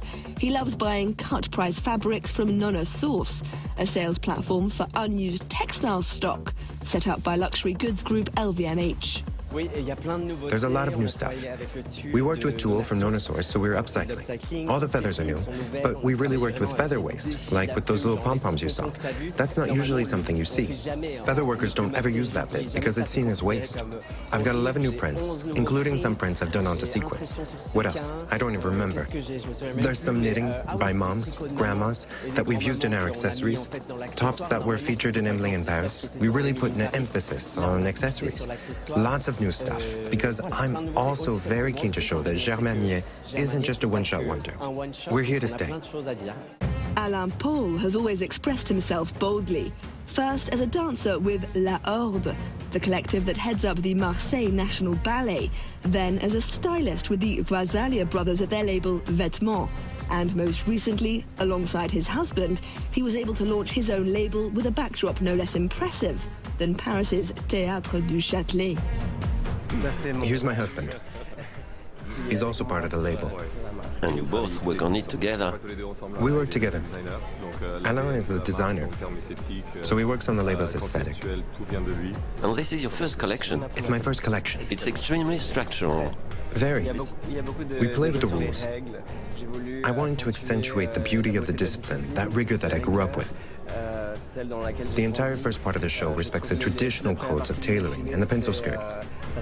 It mirrors how one learns to dance. Like, you start with classical dance, and then you develop into contemporary. And that's why afterwards the show completely shifts gear. Some shoes are very much inspired by dance shoes. Yes, the end of the shoe is inspired by being on point, like in ballet. But the shape has been worked so that we understand the effort experienced when wearing this shoe. You see the deformation of the bone and the shoe that deforms around the bone, which is a little exaggerated on the shoe. That was the intention, at least. It's all about the body and movement. Exactly. It's about the choreography of clothes around the body. Regarde caméra.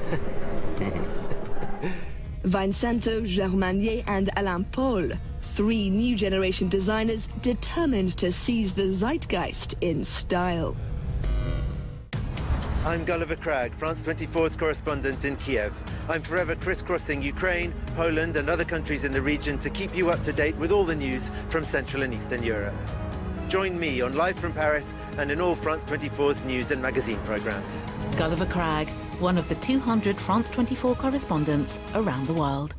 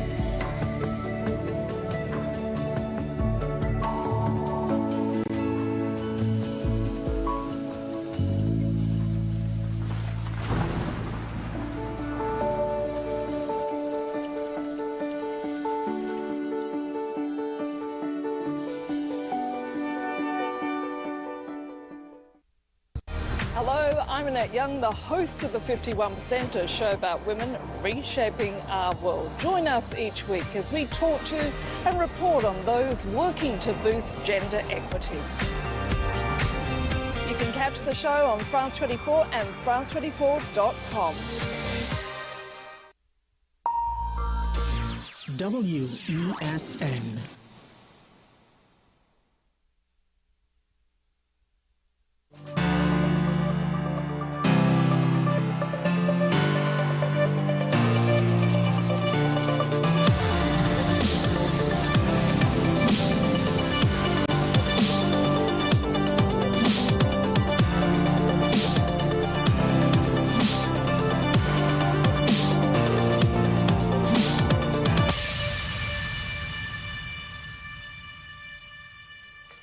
Welcome, one and all, our valued viewers at home and abroad. This is Talking Point here on WESN, your content capital. Sean Michael Small here once again, kicking off the week.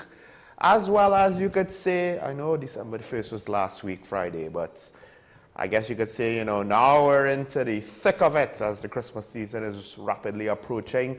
Of course, for business owners and even to some extent employees, this is a season to get really busy and hopefully to earn a lot of money. However, the financial trends around the world somewhat not pointing in the business as usual as we remember it direction.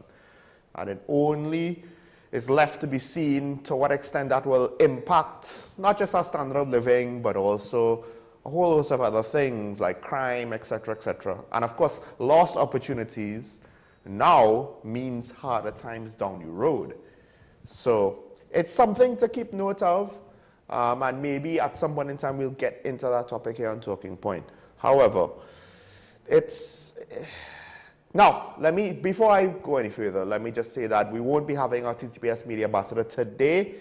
The media ambassadors are busy with official duties, so we will have a media ambassador from the TTPS tomorrow. However, I may not be alone today. Might have a surprise appearance. We'll see. However, with that said, there's some things that I want to get into now. Some follow-ups and some previous stories, as well as maybe make some cases that some of our callers may or may not agree with. What am I speaking about? Well, let's kick off today's Daily Review.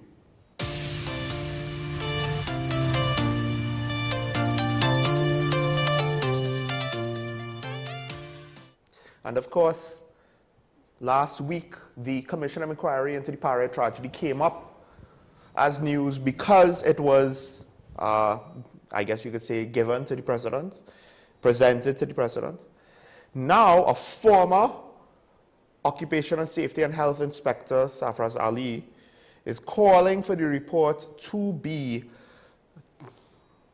published to the public, or rather that it be laid in Parliament in order for charges to be forthcoming from official investigations. And this is mainly with regards to OSHA and Section 91(2) of the Occupational Safety and Health Act, where it is said that there's 6 months delay charges after the COE or inquest report is submitted.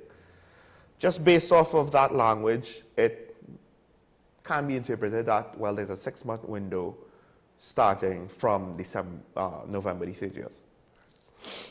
And Mr. Ali also went on to say it's within the public's interest to make the report public, worried that the report will be hidden from the public or sanitized, which could mean that there's something to hide, whether it means redacted so we'll know that it's sanitized, or it will be edited. And we may not necessarily know that something was left out. Either way, we won't necessarily know what it is. One of the things that his comments bring up, as well as the article itself, or rather one of the things his comments imply, but the article brings up, is the fact that both the OSHA and the TTPS have initiated separate investigations, right? And as far as I know, nothing has really come out of that. We haven't heard of any charges or anything like that. 4 men died. Now, one could question, how is it that it's going to take longer than the Commission of Inquiry? Is the Commission of Inquiry going to basically, did they just do the bulk of the work, and will the police and OSHA more or less accept that? If they were conducting their own investigation, how far did that go? And why haven't we necessarily heard anything from that? Of course, neither body would want to have an investigation and declare that they find no wrongdoing, only for the Commission of Inquiry to come and say, ooh, wrongdoing, and then, you know, it's basically a slap in the face and an embarrassment. One would argue the point that anyone that says that there's no foul play here or nothing to see, everything is fine, I don't know if the public is willing to accept that, not without serious explanation and detail. One of the reasons why we need this report to be out in public. In fact, the daily newspaper that's following this story closely makes a point in another article that we have had multiple Commission of Inquiries costing over 600 million taxpayer dollars.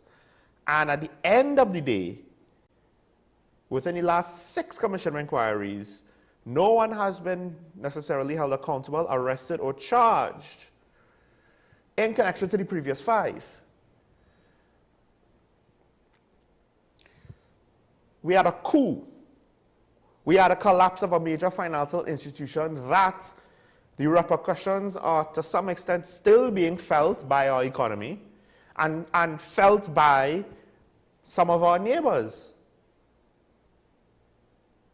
One could argue, if we didn't necessarily have the oil money we did, and something of a boom period there with natural gas just before or around the time of the whole CL financial situation, one would beg the question, what would the country's economy look like now, having to go through not economic slowdown into a pandemic of a couple of years, but almost a decade of near slowdown into a global pandemic, which further hurt our economy. I keep saying we had economic issues before COVID. Right? The price of gas at one point, I remember Minister of Finance had a press conference when it was in the 20s per barrel, US dollars. And we had a serious issue of foreign exchange for most of the PNM's first term before COVID. And it just goes back to the fact that if it's not released, to what extent will people perceive it as being a cover-up, whether there is a cover-up or not?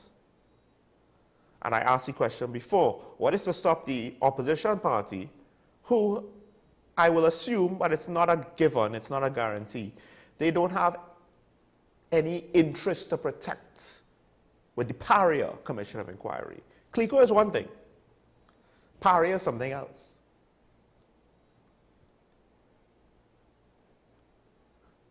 And then will this report turn into just a political hot potato or a political weapon? And it will cheapen the whole point of the report and the loss of the families of the victims and the survivor. I guess at some point we're going to really forget the victims' families and Mr. Boudram's emotional plight, having to go through that ideal personally, as well as the fact the other co-workers who were there on site that weren't able or weren't allowed to rescue their comrades. We're going to lose sight of that at some point, and it's going to become politics, and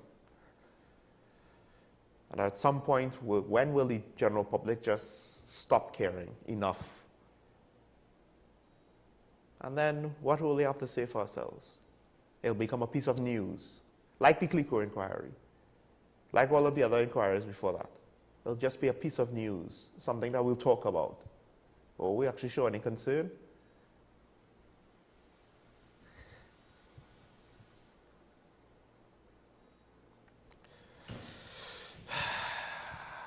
The ball is in the court of the Prime Minister. This is a chance for him to prove me wrong, that he is not weak. But we'll see. Next story, moving on. And this, I guess you could say, is an interesting counterpoint to make now. I've just said that the Prime Minister needs to prove himself to me, and he's saying, well, why had I to prove myself to Sean Michael Small? Well, it's not just to me, it's to the rest of the country. Although, I guess you're on your way out, so you might not care.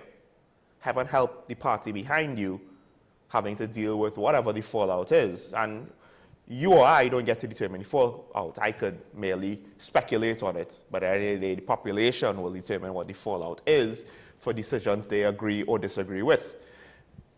One of the things, though, that I have lamented is the lack of options. Because right now, it seems as though the PNM and the UNC, they kind of sing from very similar playbooks. The only difference is maybe one has everything going to the left and the other one has everything going to the right. You know, and vice versa. For the most part, methodology is similar enough. Results are similar enough. Communication style is similar enough.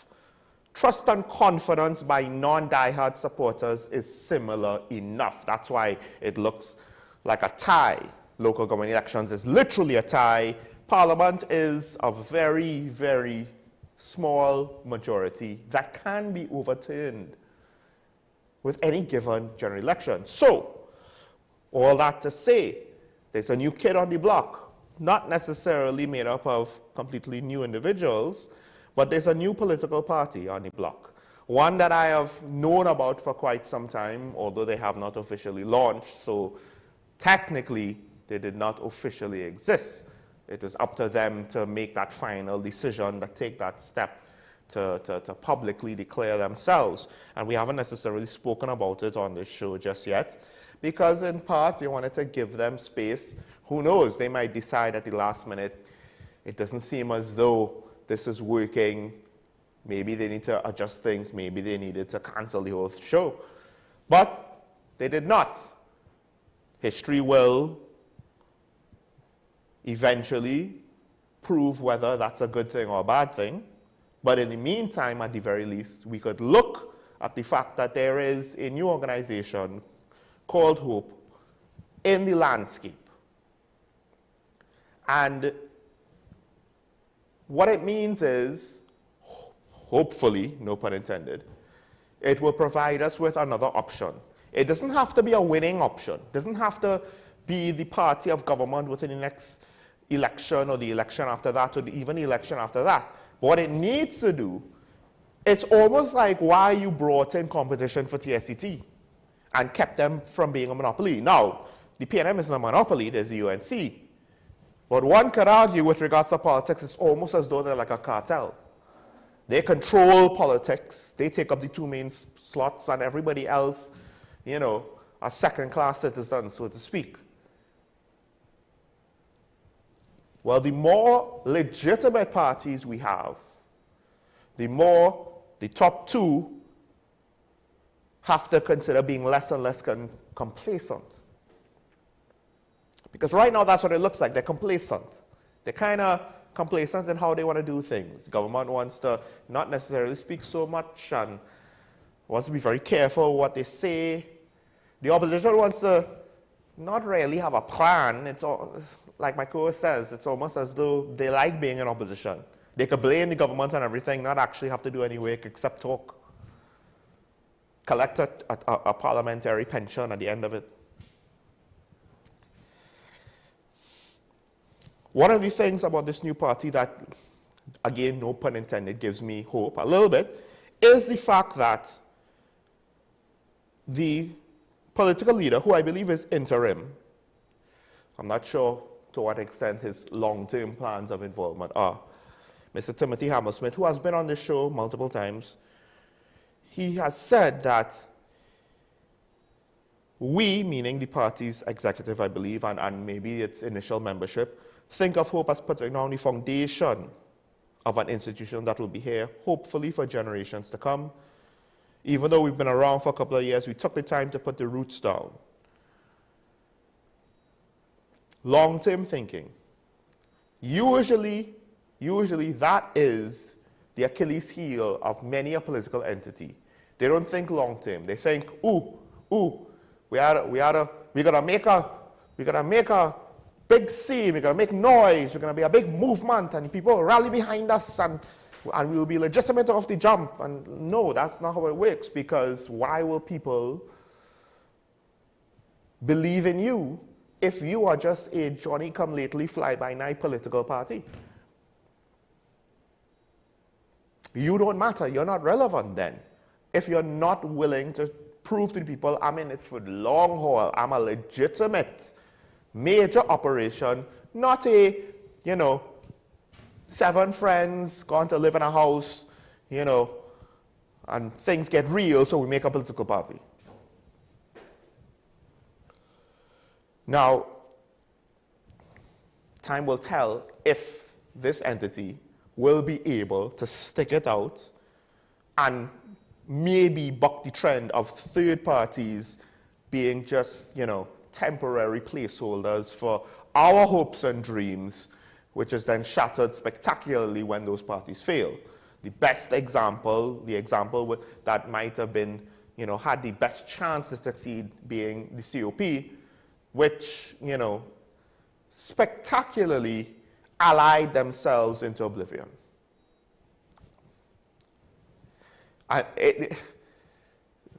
One could argue perhaps that was the greatest achievement politically of the People's Partnership and by the current UNC leadership, to take out their closest competitor underneath them from the knees.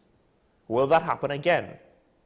Or something similar to that, to undermine any sort of third-party efforts? Because the next general election, I don't expect Hope to win anything, period. That is what trends say. If they win anything, that would actually be a surprise. A pleasant surprise, because again, it's not about Hope winning or beating the PNM or beating the UNC. And in fact, I believe Mr. Hammersmith went on to say that if all you've done as a party is to say we want to win an election, when the rain comes and the storm blows, you will, as many of our predecessors have found out, flounder and sink. And this goes back to something that we said during the campaigning of the internal government election. If all you are is to just beat the incumbent, what do you have to offer? Nothing, because your mission and vision and all of that jazz for the election was, we'll beat that guy, let's get them out. That's not an improvement. That's not telling me what you're gonna do. That's not having a vision for the future. And this is the first step to realize that vision. We're literally voting people in on the premise of, let's just replace. Do they have a vision for the future? No. Why they don't have a vision for the future? Why are you complaining? That's what you voted in. So again, we will wait and see how this unfolds. There are members of Hope who have been on the show, who are to some extent closely programmed. We wish them well on a personal level. On a professional level, we welcome the competition. And we hope, no pun intended again, that what can I say? We hope that they will have long-term success so that we could potentially see one more lever being pulled with regards to changing and improving our political landscape. More competition, in theory, with regards to human nature, should help us become better, execute better, promote on merit, have to appear better, look better, speak better, do better. Right now we have too complacent condiments. Time for a change, maybe? Question mark? Hopefully, no pun intended again, it won't be like in Tobago, where now we have to wonder if there's buyer's remorse. All right, moving on. And I want to get this one in. I know Mr. San Fernando will vehemently disagree with me, but I'm going to say this. What do we see with regards to illegal drugs in the country? Despite the fact it's decriminalized, we still see marijuana being smuggled into TNT. Now, is it part of a transshipment thing?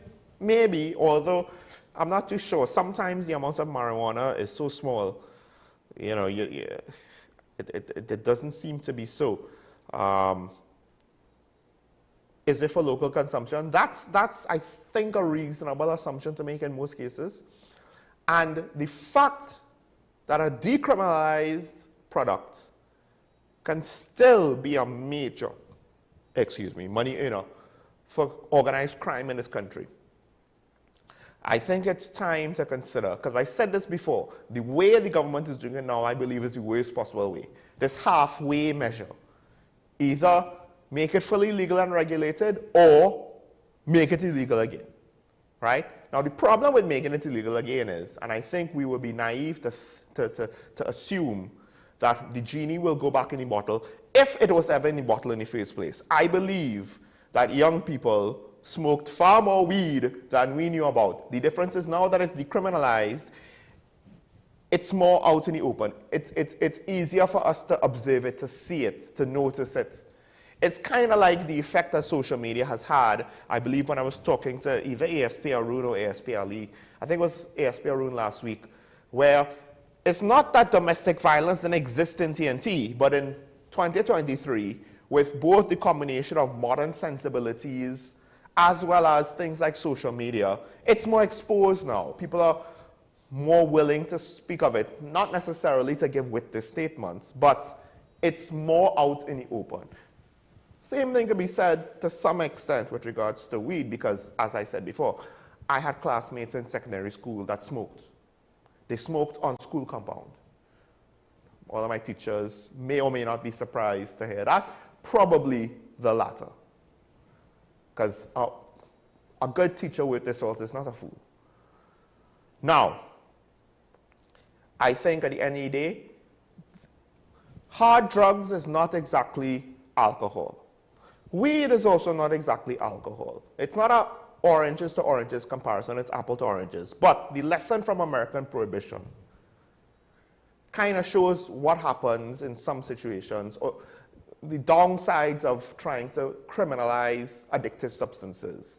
Now, hard drugs, that's a different argument because it has even greater risks to someone's life. The thing with weed is you could grow it yourself a lot easier than you could distill alcohol yourself. So alcohol is, to some extent, easier to be regulated. But I don't know if we should just, say that and then give up there. And at the end of the day, the criminal aspect of weed is widespread, right? But if it was fully legalized to produce, then it could be regulated and taxed. And depending on the cost of weed, I don't know what's the point of buying illegal weed when I could just buy legal weed.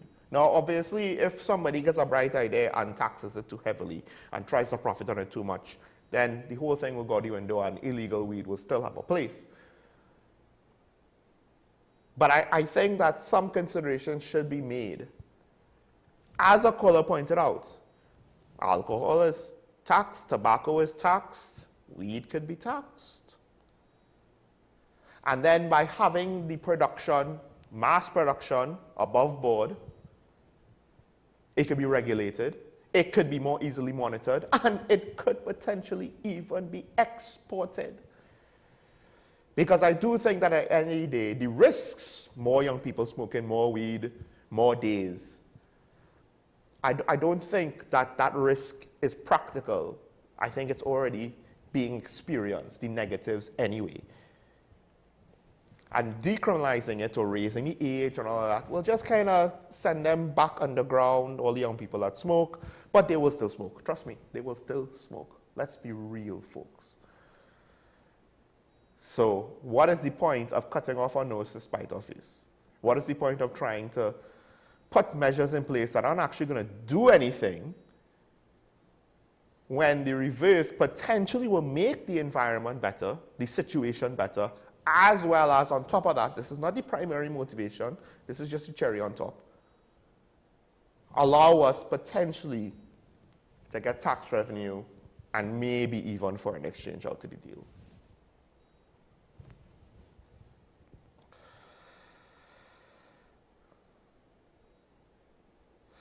All right, let's take a break here. When we come back, we'll continue conversations, hopefully with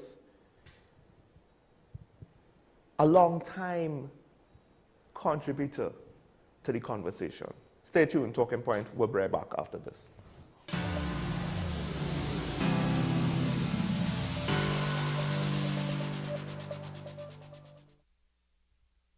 Let the home store turn your house into a home you love. We offer household items, lawn and garden, paint center, hardware, plumbing, lighting and electrical, toys and storage solutions. And just for you this Christmas, come check us out for great gift ideas and all your Christmas decorations. 6 convenient locations: 6th Avenue Barataria, The Falls at West Mall, Pennywise Plaza Chaguanas, C3 Center Branch, Christmas Store at C3 San Fernando, and Eastgate Mall, Trin City. Check out our Facebook page for more information and come visit us today. The Home Store. Turn your house into a home you love. Simon's Musical Supplies Limited. We are the specialist in new and used musical instruments, carrying top brands like Yamaha, Pearl River pianos, vinyl and Sabian cymbals, Remo and Evans drumheads and Fender guitars, just to name a few. Also a wide assortment of music books, pan and accessories. At Simon's, we service what we sell. Trust the leader. Call us now at 625-6412 or visit us at 20 Board Street, Port of Spain.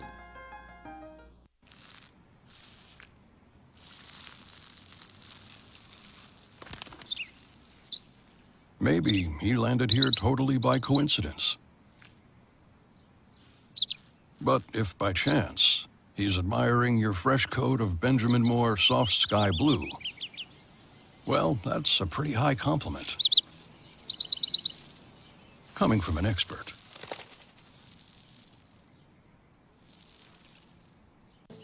It comes naturally to us. Unstoppable energy. We use it to manifest a future.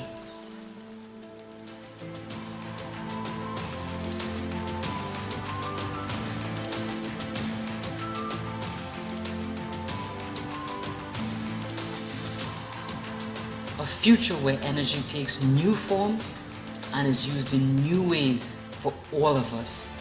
The new age of energy is here.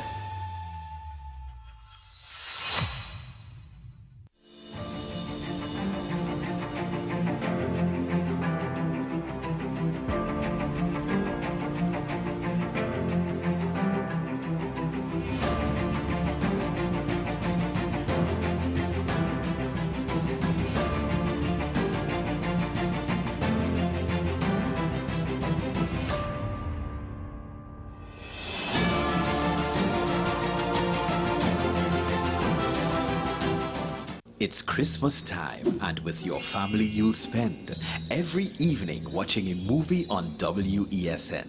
The classics that fill your heart with merriment and cheer as we celebrate together the most wonderful time of the year. This is my island in December. This Christmas, WESN celebrates with you as the content capital brings the big screen classics. Gather your family and tune in to WESN from December 1st to 31st at 8 p.m. nightly for We Christmas Movie Classics. Santa's coming to town. Santa! Oh my God! Santa here? I know him. I know him. Only on WESN, Content Capital. My name is Carl Media. I'm the founder and the host of Ever Increasing Voice Ministries. Join me every Saturday and Sunday on WESN, this powerful station, at 9 a.m. on Saturdays, 1 p.m. and 7 p.m. nightly. Also on Sundays, I'll be on at 7 a.m., 1 p.m. and 7 p.m. at night time. When you come here, we are getting people heavenly ready. Knowing how to tell authentic is as easy as 1, 2, 3. Find it, match it, search it. Step 1. Find the style number on the tag. Step 2. Match the style number inside the jersey with the number on the tag. Step 3. Search it. A quick Google search of the style number will verify the jersey is authentic when the search results match the jersey being searched. Don't be fooled by counterfeit jerseys. Before you buy, remember to find it, match it, search it.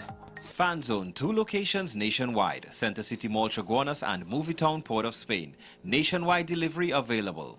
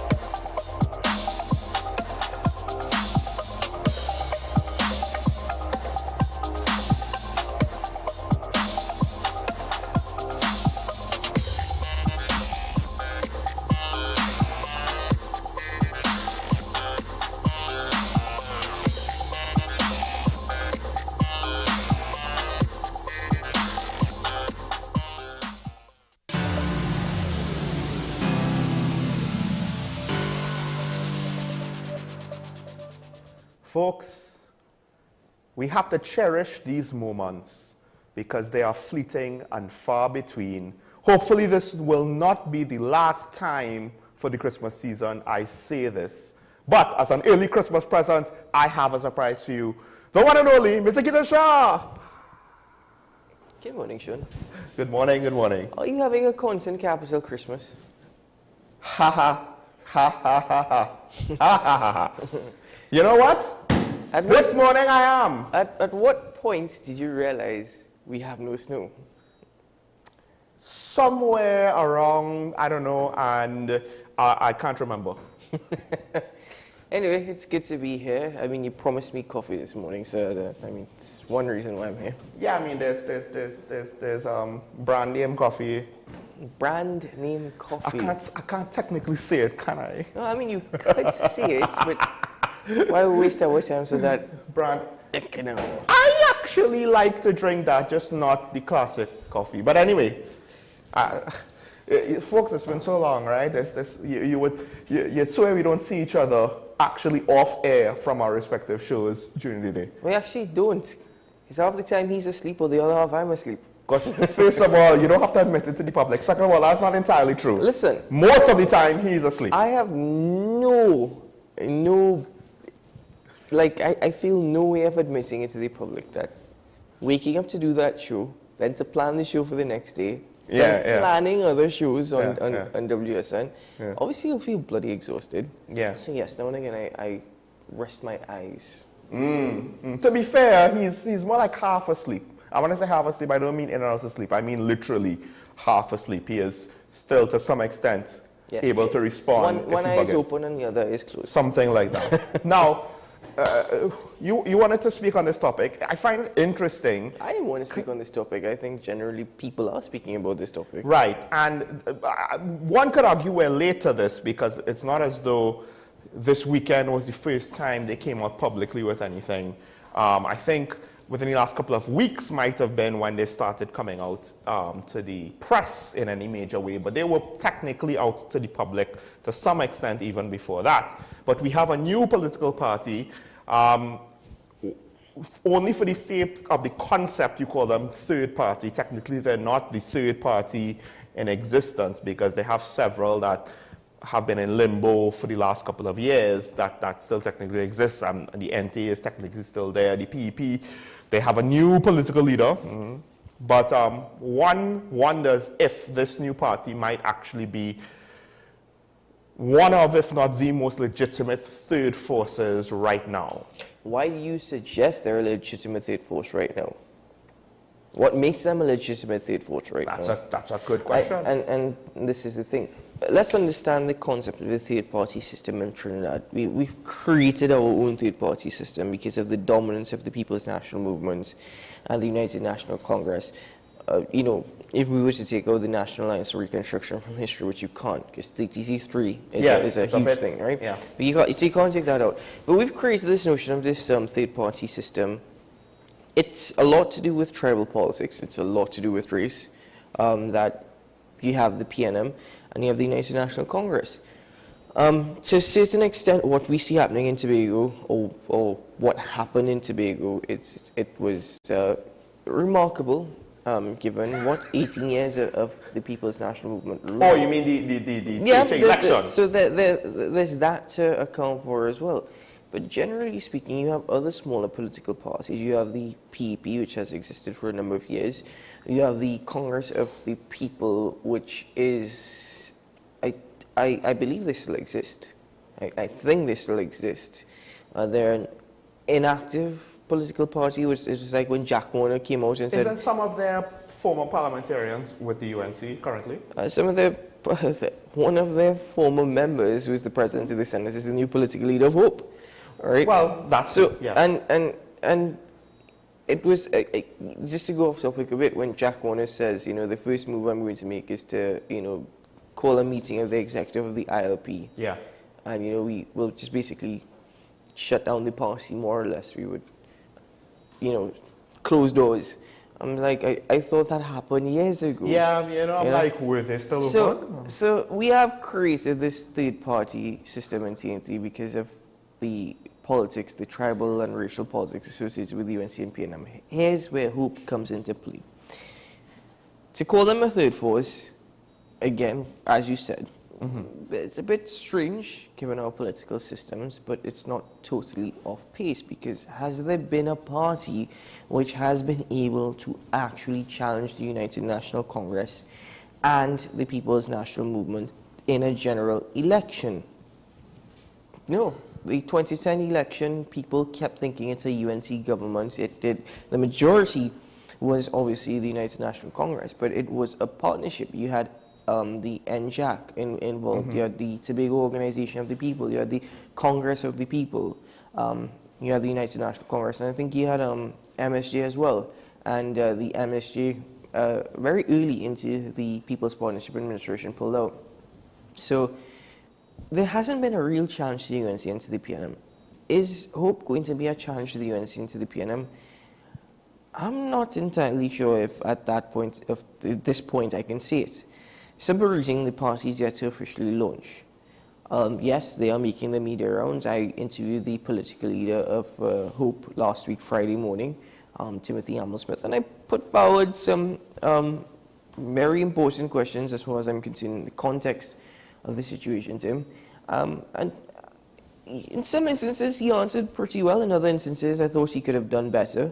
But one of the questions, and I think one of the more important things is a new political party with the same old faces in it. You know, and it's not meant in a disrespectful way, because everybody who can contribute to Trinidad and Tobago deserves every opportunity and every right to do so. And the people of Trinidad and Tobago will have their say when it comes to elections. But the issue is that question, along with whether or not Trans-Tobago society would accept members of Hope. There are a number of questions. They've had people that have called in on talking points and have asked Karen to share directly about certain, I would say accusations, but there's certain things that are associated with Karen to share, which I do not think she has fully addressed as yet, especially with a party being launched on Saturday. Right? Bear in mind, she also ran against Dr. Keith Rowley for political leader of the People's National Movement within the last year. Unsuccessful, resigned from the party, and almost immediately after resigning from the party became the deputy political leader of Hope. Again, I'm not saying anything is wrong with that. I'm not saying that it's completely wrong and whatnot. But then, is it a matter of political opportunity? Is it a matter of political desire? what is the mindset there? And Timothy Amosmith responded saying, listen, these individuals might not have been politically favorable to the party, given the leadership of the party at that point in time, or where the leadership of that party saw the party or Transbureau going. They may have been desirable in terms of the plans, and maybe that's all well and good. The other individual whom I asked about as well was Louis Leasing. He's the former mayor of Port of Spain. He had a terrible falling out with the People's National Movement as well. And what happened there is that he went on to form the People's Port of Spain, or the Port of Spain People's Movement, PPM. And he ran that election and, again, didn't do so well. Bear in mind, tribal politics, racial politics, ICNTT. Bear all that in mind as well, right? So we cannot exclude all these factors. But very highly critical of the People's National Movement, a former member of the People's National Movement, and I always wondered whether or not, if that falling out happened in 2013, whether or not the context of his rhetoric would have changed. He's now a deputy political leader of Hope as well. And the thing is that, there's still many people who say Louis Leasing is the best mayor Port of Spain has ever had. I mean, I've heard that. I've heard people saying that, right, in circles, in discussions. The best mayor Port of Spain has had. And there have some people as well who have... So, not everybody's always going to be on your side. But the point is, the baggage that the individuals come with, is it going to bring down the party before it actually launches? The face of the party, the actual face of the party is Timothy Hammersmith. Does he have that political energy or political pull? That charisma, that drive that you want to see in a political leader? Well, I hate to say this in a way, but you've more or less mentioned the elephant in the room, tribal politics. Is TNT ready to look at, for all intents and purposes, a white man who does not have the bombastic approach of some of the popular political figures, especially on the campaign trails, right? So he doesn't have that. He's not going to be a soundbite machine for the media, right? But to some extent, with regards to his demeanor, right? Take race out of it. With regards to his demeanor, he fits the mold better of what you would think of as a respected politician than many that are in Parliament right now. I wouldn't necessarily say that he fits the mold better than Kamala Prasad-Bissessar. She does a good job of presenting herself, not necessarily having good things to say or having good interactions, allowing the media to ask her questions and the like. I'm just talking about literally the packaging, right? Not the substance.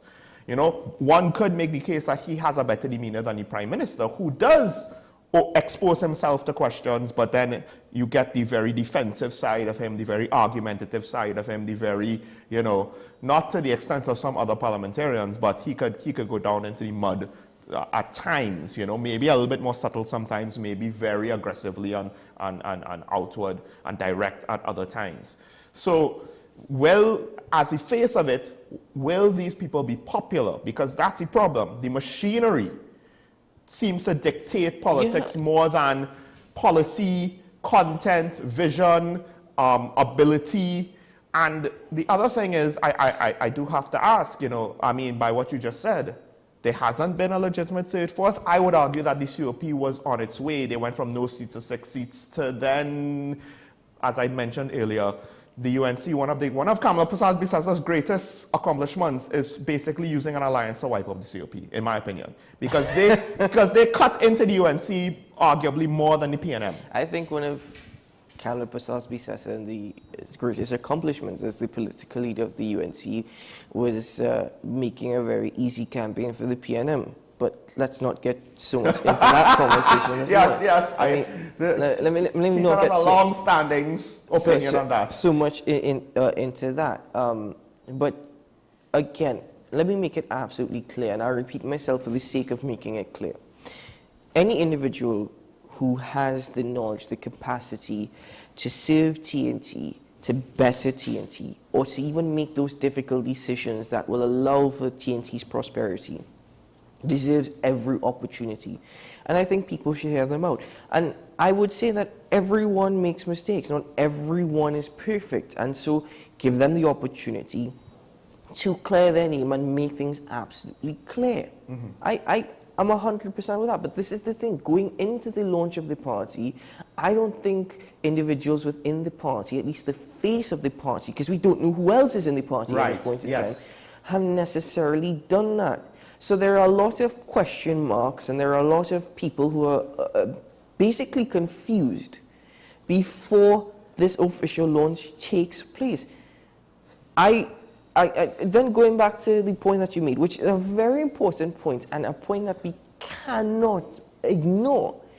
Yes, you're absolutely right. Timothy Hamel-Smith in TNT, and I think this is one of the things that I could actually admire about Hope at this point, is that breaking generally the status quo, breaking generally everything that a political party in this current TNT climate will not do, or at least the existing ones. As the PNM will never have at least at this point, I would not see an Indian person leading the People's National Movement or a white person, but I also would not see an Afro-Trinidadian leading the United National Congress or a white person.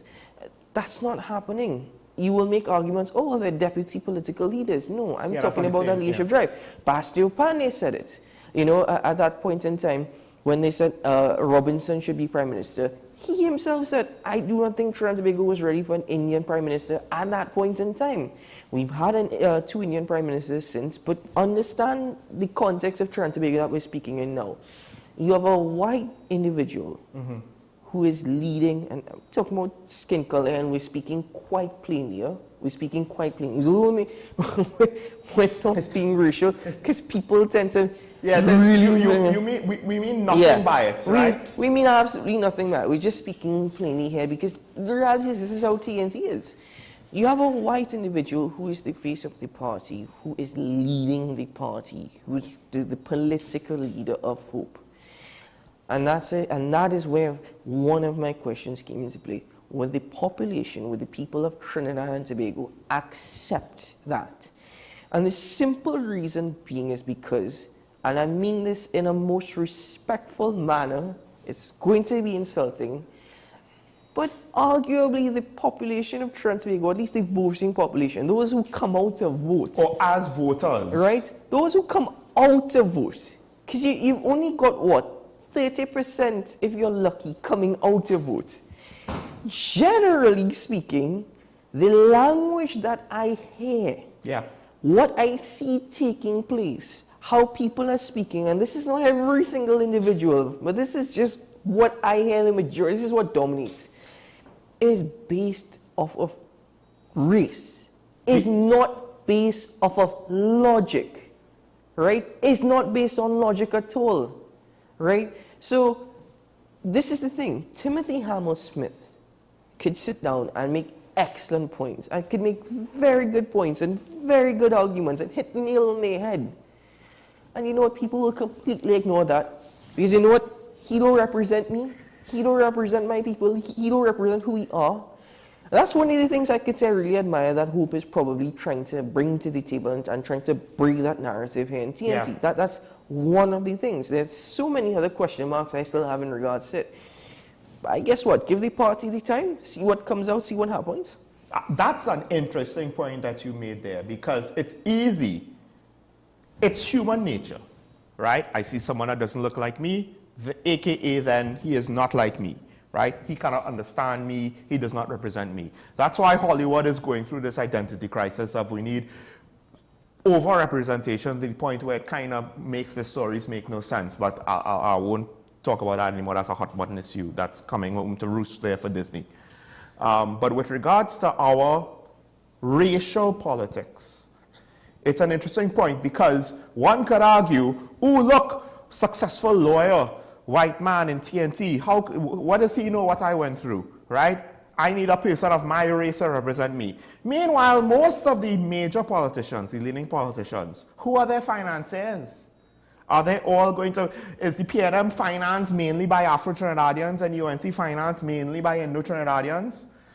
Or is the 1% actually quite diverse and financing both parties demographically in equal enough measure that it's not a racial thing at that end. Listen, put it this way.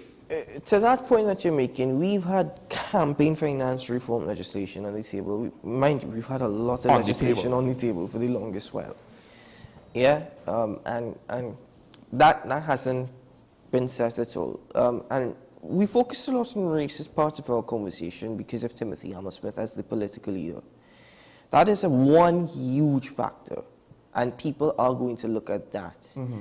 And it's the mold and the mindset that needs to be broken here in TNT, right? Because this conversation, you know, I had a conversation earlier this morning, and somebody said the mistake that we made in TNT in 1962 is that we would say no more Mother Africa, no more Mother India, no more Mother China, Mother Syrup, and so on and so forth. And the thing is, I don't know if we've accepted that we're all Trinbagonian. Yeah.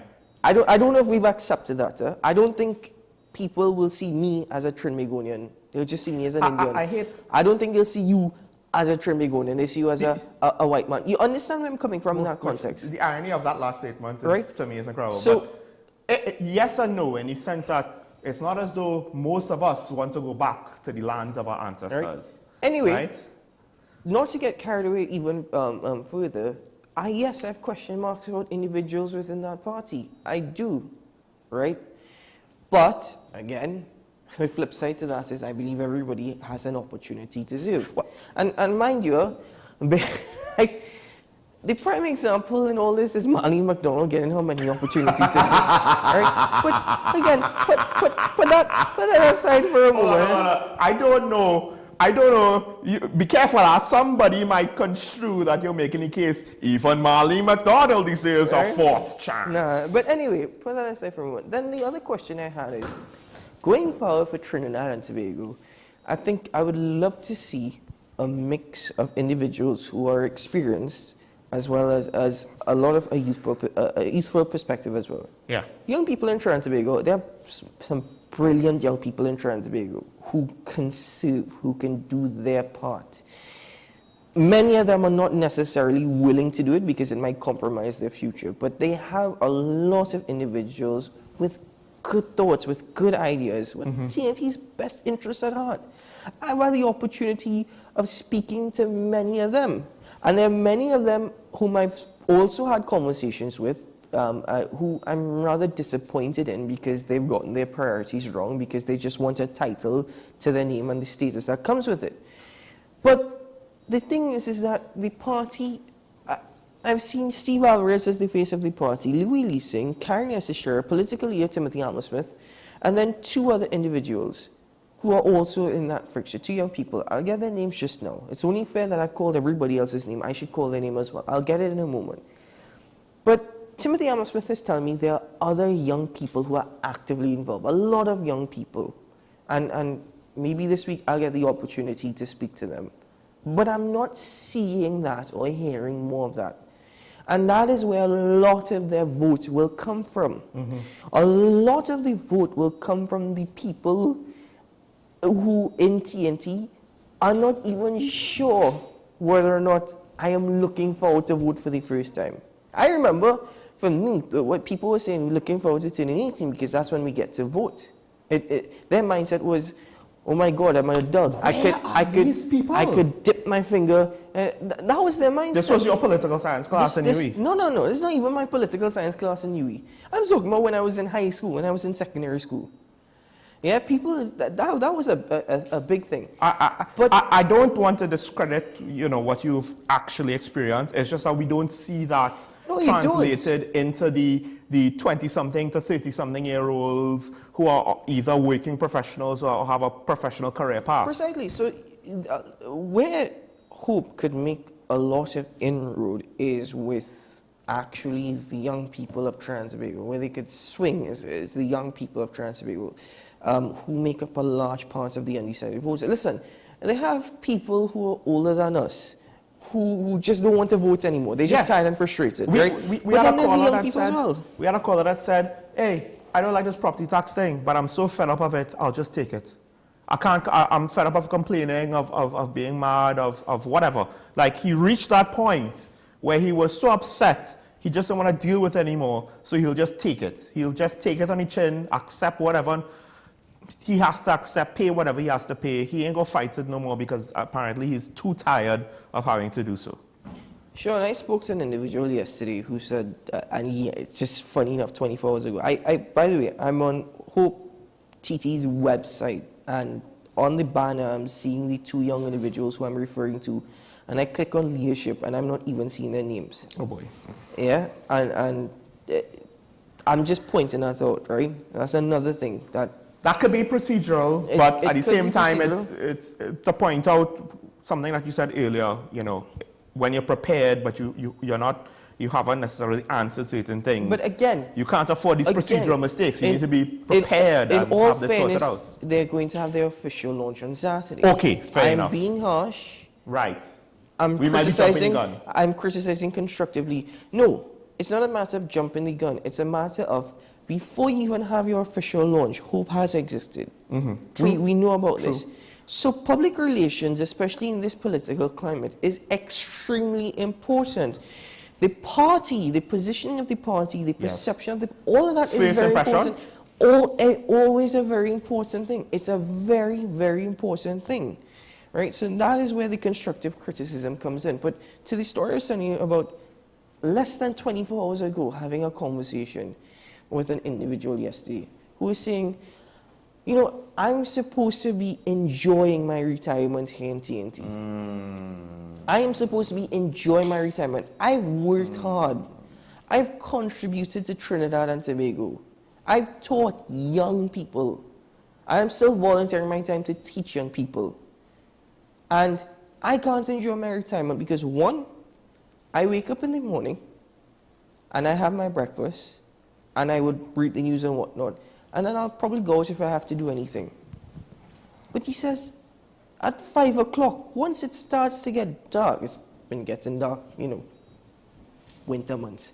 Anyway, as it starts to get dark, he says, one, don't come by my home, or don't even show up outside my home and call and tell me that you're outside, because I'm not opening up for you.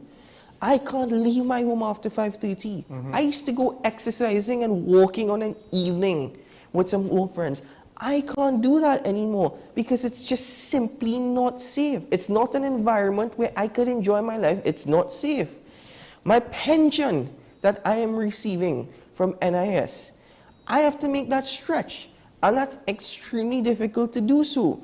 I went to the public hospital. I paid my health surcharge.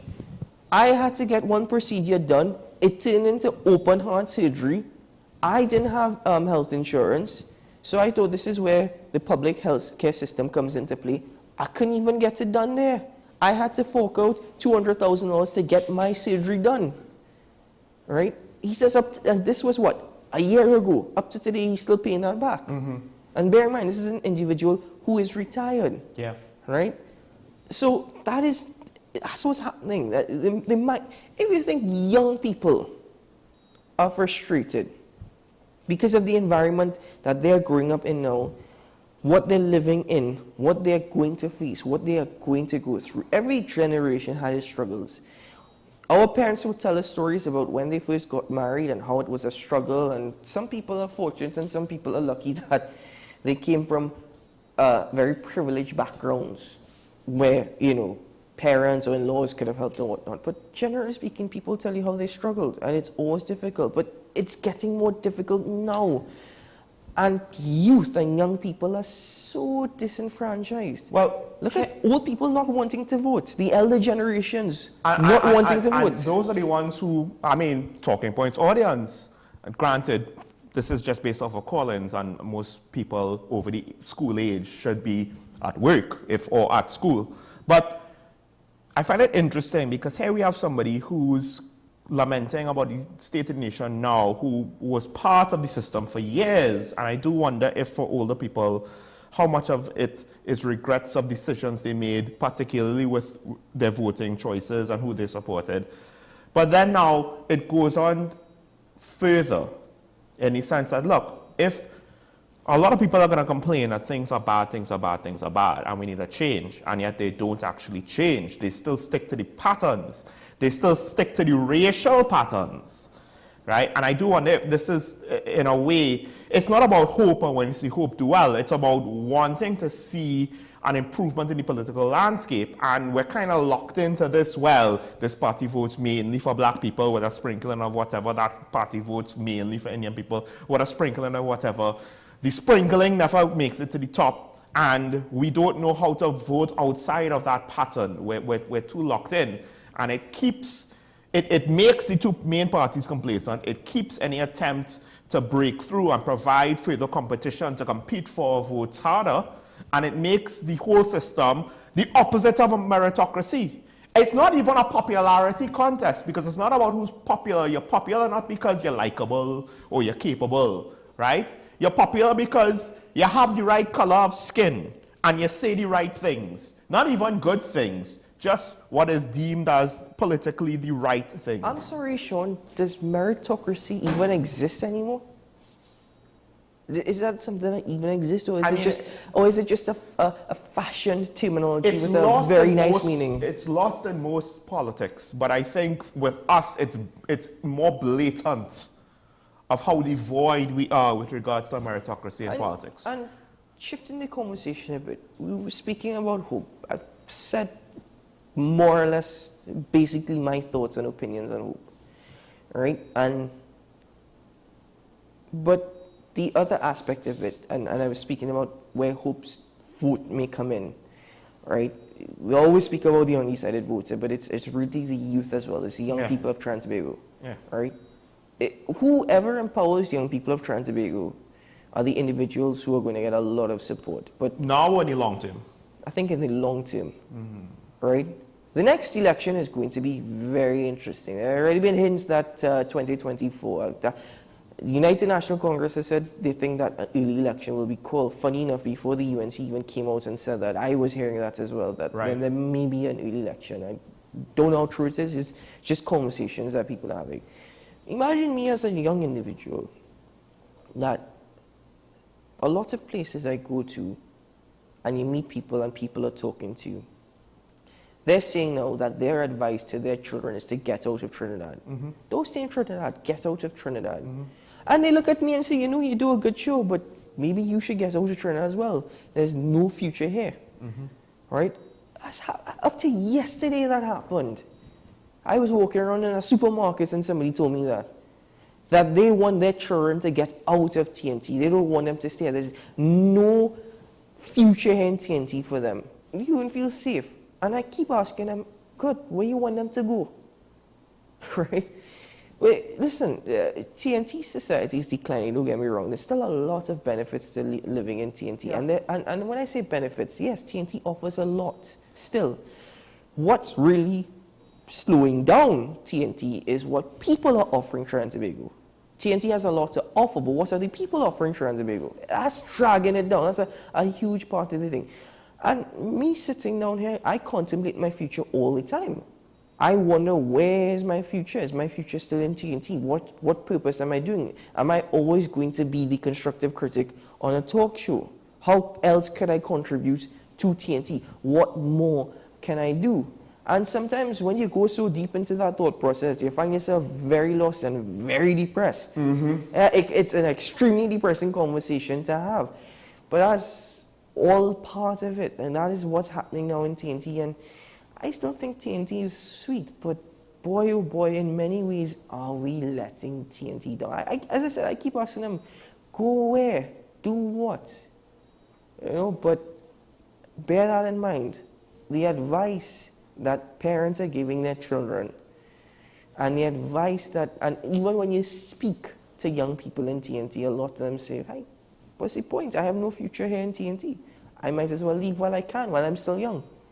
I mean, go where, do what? That's very much of an important question, because economically speaking, crime also wise, there are issues all around the world, right? And to some extent, we are insulated from some of the wider issues that you would find. Now, the thing is, I find it interesting that you said, well, look, Hope's, what you identified as one of Hope's strategies is good for the long term. And my thing with Hope, that to me, the one sign that makes me consider saying that they're legitimate is the fact that they're looking at the long term. That's what it seems like.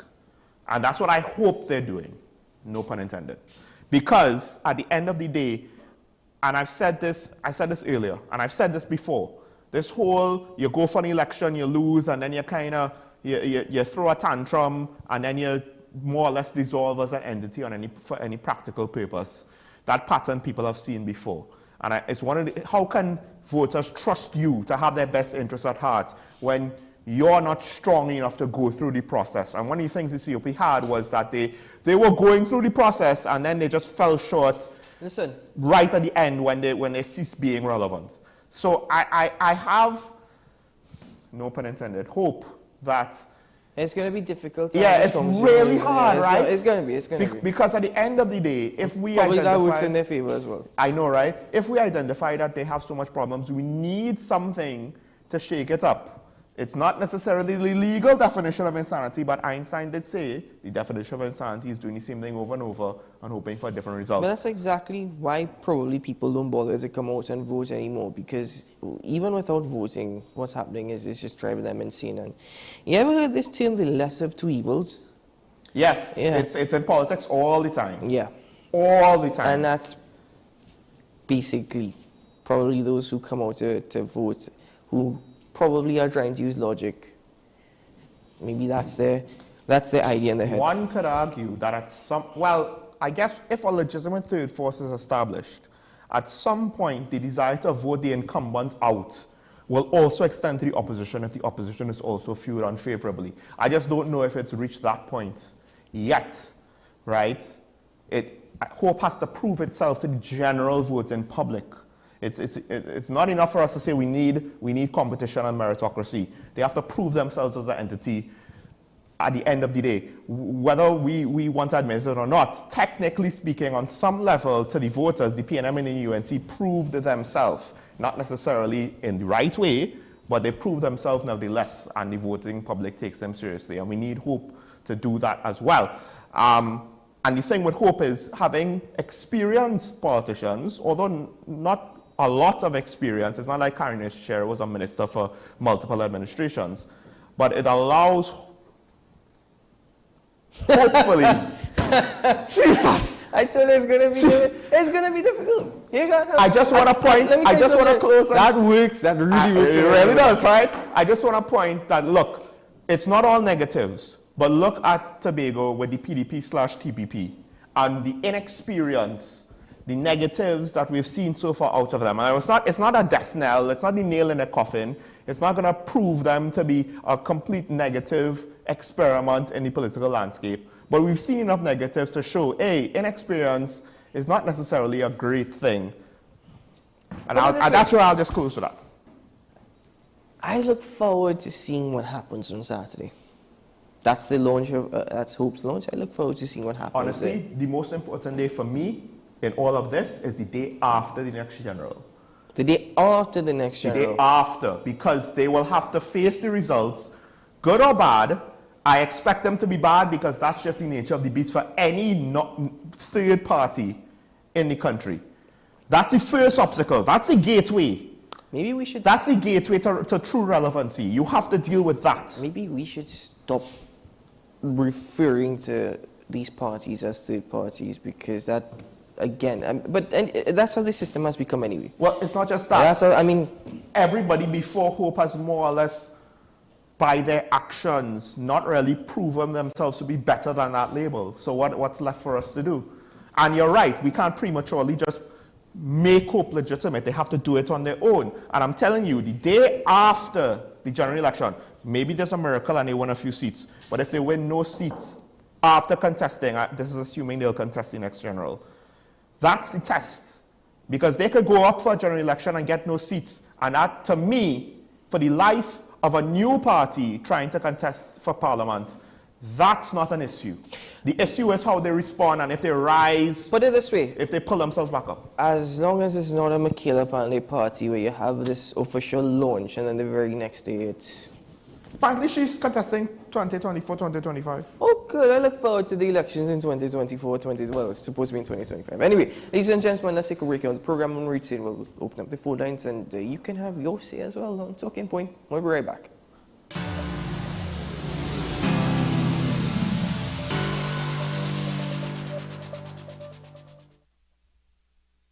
Let the home store turn your house into a home you love. We offer household items, lawn and garden, paint center, hardware, plumbing, lighting and electrical, toys and storage solutions. And just for you this Christmas, come check us out for great gift ideas and all your Christmas decorations. 6 convenient locations: 6th Avenue Barataria, The Falls at West Mall, Pennywise Plaza Chaguanas, C3 Center Branch, Christmas Store at C3 San Fernando, and Eastgate Mall, Trin City. Check out our Facebook page for more information and come visit us today. The Home Store. Turn your house into a home you love.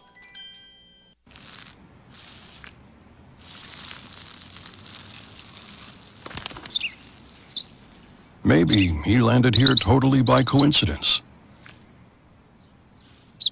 But if by chance he's admiring your fresh coat of Benjamin Moore soft sky blue, well, that's a pretty high compliment. Coming from an expert.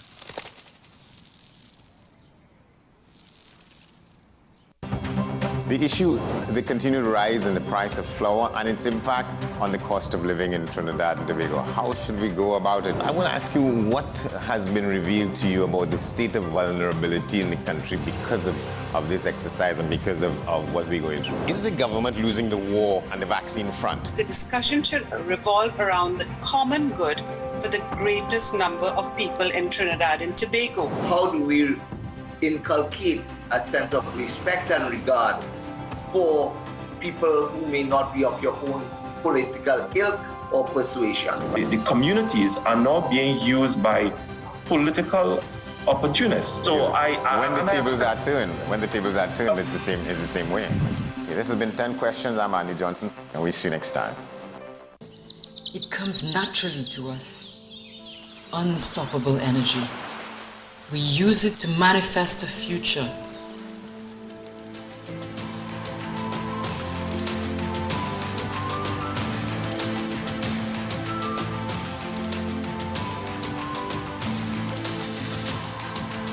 A future where energy takes new forms and is used in new ways for all of us.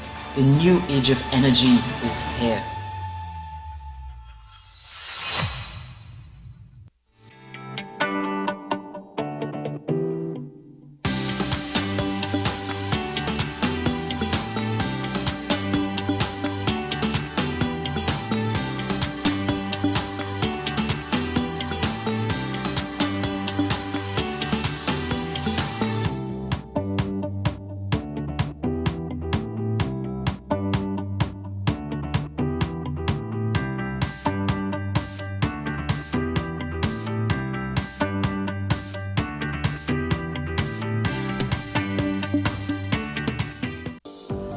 Join me, Sule A. Joseph, as I delve into the day-to-day psychological issues plaguing our society.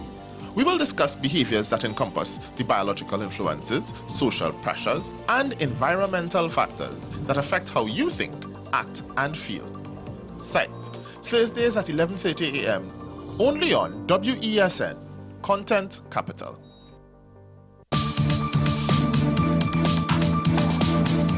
I am Rondell Donowa, attorney at law and host of Strictly Legal on WESN Content Capital. Strictly Legal is a legal program geared towards informing you, the public, of your legal rights, responsibilities, and remedies. So be viewing Thursdays 10 a.m. to 10:30 a.m.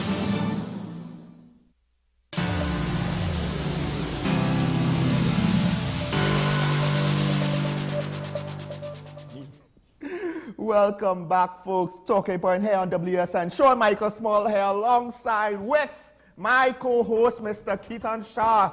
Don't forget it. Yes, I know. I reference my co-host fairly regularly, and he's like the legendary co-host. The one, the only. The one, the only. Now, folks, now's the time we'll open the phone lines for you, the viewer, to call in and have your say on this or any other topic we're speaking about. And by this, I mean with regards to the new party, relatively speaking, Hope, the general political landscape with regards to third parties in TNT, and the fact that, in my opinion, the incumbent two, because government is made up of the majority as well as the minority opposition, they're complacent, and they're just, doing whatever they want to do, are not really working for us as they could. There are smart people there, they're just not doing what they could do for us. So call in, have your say. Of course, there's been some crime stories, you know, that we could speak about. There's the whole Venezuelan thing. That's heating up. That's hit international press in a much bigger way now. I think DW, France 24, American media, they've all had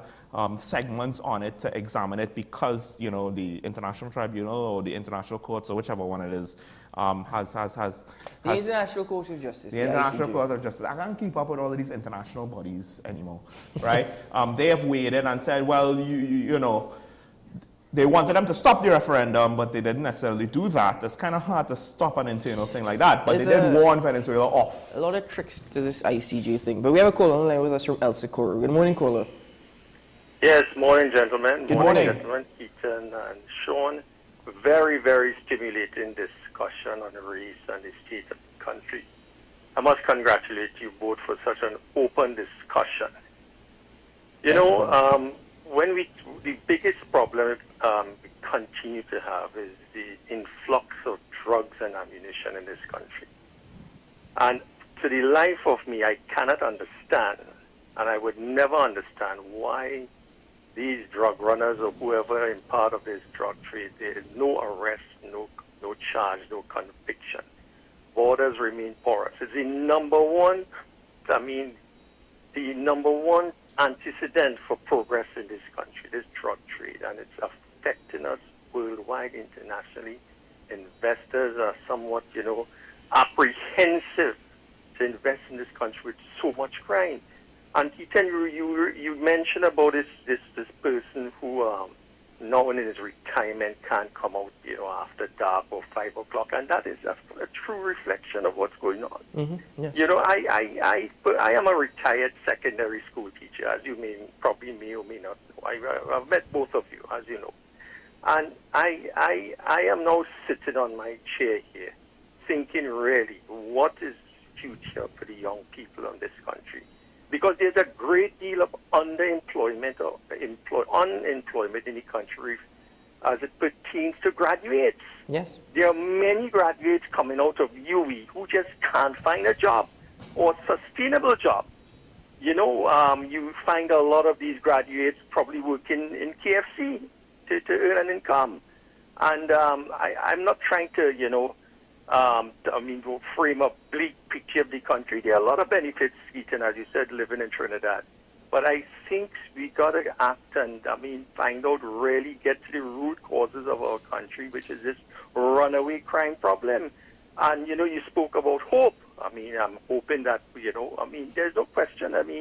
I think, you know, coalition parties are the way out, you know, to challenge the ruling party. I'm not, you know, they say casting aspersions on the ruling party. But we have to have hope for this country, and we need the policies to get this thing right, or else we're going down a very deep hole in terms of, you know, going down a dungeon in terms of true progress of this country. Certainly. Thank you very much, caller, for your contribution. Thank you, caller. We have a caller on the line with us from St. Anne's. Good morning, caller. Hello, good morning. Caller, are you with us? Hello? Not. Oh, we seem to be having connection problems. We hear you, but... Thank you. Go ahead. For taking my call. I want to draw attention to something that occurred last week where the nursing manager from the NWRHA, or was it the NCRHA? One of the RHAs was lamenting her long wait, a 2-year wait, I think, to get an ECG test in the public healthcare system. Mm. And she said something that went by a lot of people, even though it became a front page story in the Daily Express.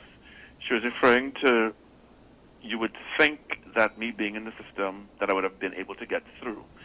And it touched a nerve in me, because a lot of people, when they talk about corruption in this country, they usually relegate it to the political parties and to the TTPS and other institutions of note.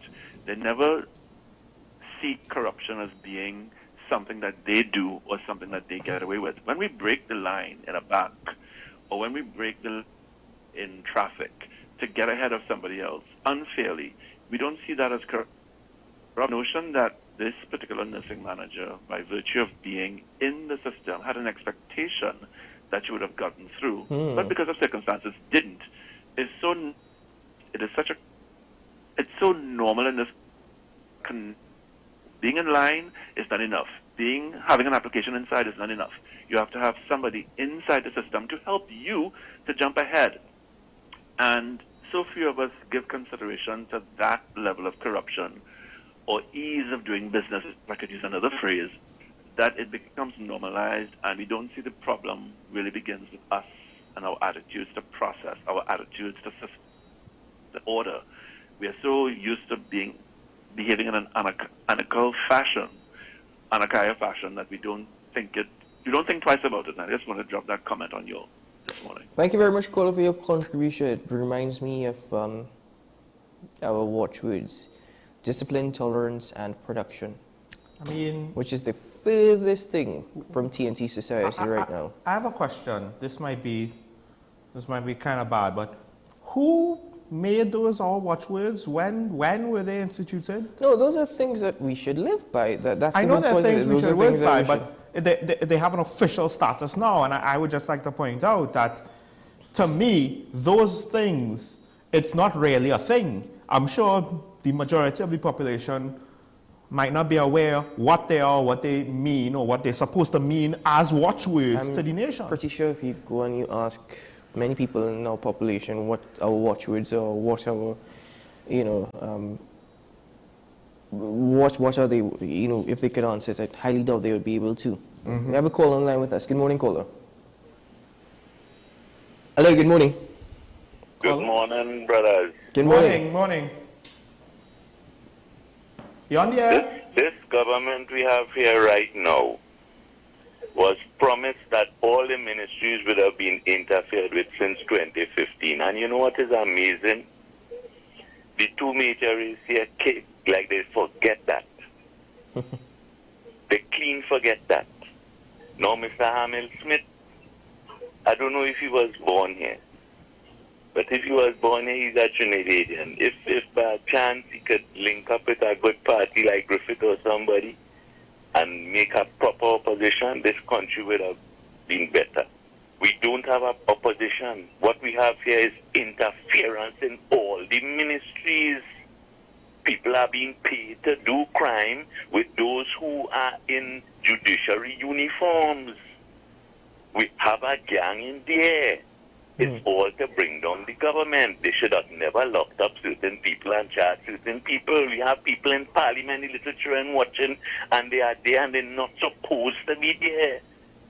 They are charged, they're on bail. Look at it in that direction. Another thing too before I go. The PNN know the culture of this country. This is why the old man don't want to tell us the interference he gets in any ministries, because he know what will happen.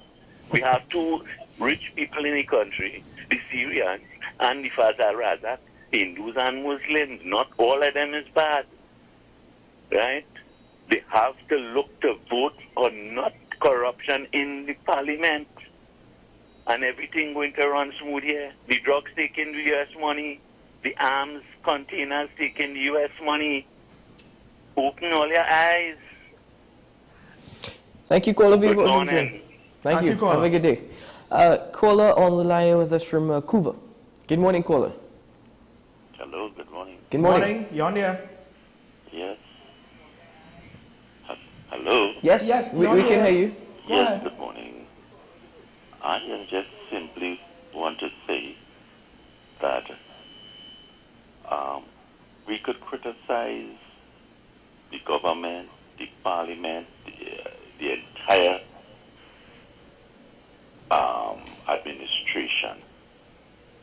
However, it boils down to this. We, as you say, we could have hope. But who in the kitchen does feel the heat? And that speaks everything. So we could criticize how much we want. You understand? You put A inside there, their responsibility, their method of getting things done, we will criticize them and all. So where are we going? We could talk about the young, or we could talk about the poor, we could talk about everything. But you have to be in that position. People don't want to let go power. That is one of the things. They don't want to let go power at all, at all, at all. But we, as a saying, we are all hoping. Thank you very much. Thank you very much, caller, for your contribution. Okay, ladies and gentlemen, the phone lines remain open. You can join the conversation. We still have some time to take your calls and for you to share your thoughts and opinions with us. Your thoughts on the fairly new political party in Hope. One of the ironies, one of the callers just said it with regards to smuggling, because a couple of callers mentioned it. TT dollars don't pay for illegal drugs. TT dollars don't pay for illegal guns. That's also foreign exchange has to come from the black market or somewhere in this country that has to go outbound to get those things here. And you might pay for your whatever you buy in TT dollars, weed or whatever, but that also is a strain on the foreign exchange system, because TT dollars, I mean, you know, are they going to trade in TT dollars? I don't know. Maybe Venezuelan criminals, I don't know. I don't know what they actually do. But I would imagine they would prefer US dollars. And if the guns are coming from North America illegally, they're not going to accept TT dollars for all of that trouble on their heads. If the TT dollar is not even being accepted by banks up the islands in the Caribbean. Anyway, call on the line with us from Chase Village. Good morning. Hello, good morning, caller. Hello, good morning. I have a little contribution to make here. Now, to start with, the worst thing that ever happened to this country is this PNM. When I say this PNM, all PNM, but you see, this one is the worst. They mashing up this country. None of them. You can never identify out of all these PNM in Parliament, including senators, you could never pinpoint one and say, that is a good one, or that one is setting a good example. With maybe the little exception of Penelope Beckles, none of them you could identify and say that they're doing something for the country. They know what they are about in government. None of them have an idea. Here, next thing. Here how they're wicked. Since 2018, my income tax return, they have refund for me, and not only me, thousands of people in this country. That is money that they overtake from me. They take excess money. And since 2019 filing, up to now, I can't get back my money. That is my money. I didn't owe the government that. That is excess money they take from my salary. If I should have that money, the amount I think I could have do with that, or put it in a credit union self and get a little 2% interest, or in the unit trust. We can't get back we own money. That is the thief in the citizens. And there's two people I'm going to blame for what taking place in this country. And I say this without fear of contradiction. Number one, Abu Bakr in 1990, I'm blaming him because Abu Bakr should have killed every one of them. Caller. All right, no, we are not call. Cut that call, please. No, I'm sorry. And I'll tell you why. We are tolerant to a certain extent where we allow you to express your thoughts and opinions. But you see, when it comes to that level of rhetoric, I completely disagree with that level of rhetoric. And you're allowed to express your thoughts and opinions openly, but please, be sensible, be mature. You sound like you have a lot of frustrations within you, but you also sound like you're an individual with a number of years who has a lot of sense to contribute. No need for that. We have to say this. It's not about us not wanting to protect anybody. It's about the fact that, look, we can't say things like that on air because it potentially can incite violence. And even if there's a good reason, there's no real good reason for violence, even if you think you have a good reason. And you can never control this thing, right? What somebody randomly might decide to do. You can't control that. But you also making comments like that. If you making comments like that, I mean, come on. If you are against crime and the level of murders that are taking place in this country, I highly doubt you'd be making comments like that, right? Anyway, caller on the line with us from Shoguners. Good morning, caller. Good morning, gentlemen. Good morning. Good to hear about this new party. I was waiting to hear you say what reasons they give why they will do a better job, and I haven't heard that. Because I don't know. Because I think, unless you can enlighten me, I wish I could. Go up to their website and see. Because rhetoric is not going to solve our problem. I have said it time and time. And law, you enforce and you have your insurance being an independent body destroyed. I have explained that to you. You in the law want to make a major change. It is available for pop. Gentlemen? Hello, are you there with us still? I said, if you hear me, okay. Okay, caller, wait. Unfortunately, we're hearing you in and out. So I think we've heard the gist of your points, but unfortunately, I'm not sure what's going on. But thank you very much, nevertheless. Thanks for calling. If you're asking if we had any questions, no. Yeah, thank you very much. Have a good one. Making institutions that are supposed to be independent, not independent, and essentially undermining them. I think, was that his point that he was trying to make? I think more or less, yeah. Yeah. Speaking on law and order as well. Right, of course, yes. And the point that he makes, it's an important one. It's you've made that point to some extent. And it is, well, we'll opine on that later. We have our last caller from Santa Cruz. Good morning, caller. You on the air? Caller? Hello? Television needs to be low. Hi, caller. Hello. Hi, Hi, mute good your morning. TV. Don't listen to your TV. Listen to the phone. Mute Hello? your TV. Hi, good morning. We can hear you. We can hear you. Go ahead. Okay. Hello, morning. Good morning. Good morning. No, I'm not up there, not hearing you at all, and my volume is right up. I'm calling from Lower Santa Cruz. Yes, go ahead, caller. Make your contribution. Hello, I'm not hearing you. Oh. Make your point still. I don't know, just... Caller, we're sorry.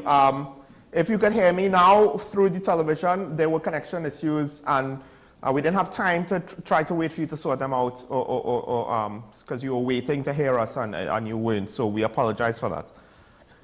Hey. I guess time to wrap things up there. Lower Santa Cruz, my sincerest apologies. We seem to be having some connectivity issues this morning. According to all indications, our network signal is fine, but sometimes that's just how things are in TNT. So you can call in tomorrow to make your contribution, and again, we apologize. Yeah, I think that's it for this morning. It's December. It's the final month of the year of 2023. It's beginning to look like the prelude to Carnival. Oh no, I think...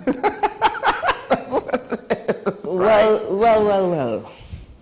Let's not get into that.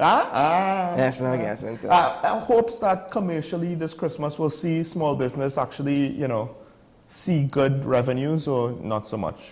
I'm kind of a down. Honestly, I would like, as best as possible, everybody to enjoy their Christmas. However they see it fit to enjoy their Christmas, I hope they enjoy it, as long as it's within the confines of what's legal, and go ahead and enjoy yourself as long as it's legal and as long as nobody gets hit. But really, I hope businesses, see a good Christmas. I hope households and family see a good Christmas, given the circumstances, and given, all that we're facing and all the challenges. I really hope that, I really hope it's a merry time for all. I really hope so. I can't stop using this word hope, which is not I don't know how to get out of this. I tell you what, that's probably the one brilliant thing on their part that they've done. Not gonna lie, it works. It's free mileage throughout this whole show. And even before, there were times when I knew that the pun was in my mouth. But yeah. Folks, I want to thank all the callers that called in today. And Keaton, it's great to have you here once again. Thank you for the pleasure and the opportunity of being able to contribute to Talking Point. So, of course, I remember when I used to be able to say that, you know, welcome to Talking Points, and I'm joined by my co-host, John Michael Small. I mean, the chair is still here. Now, with that said, as my co-host always says, today is a good day to have a good day. And the content capital Christmas. We'll see you tomorrow morning, folks. Bye-bye.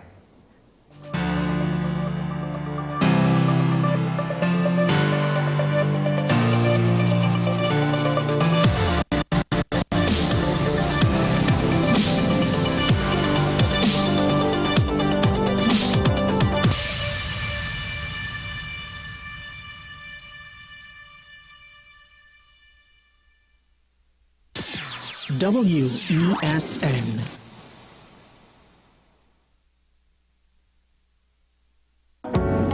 I'm Andy Johnson, and you're watching WESN, the content capital.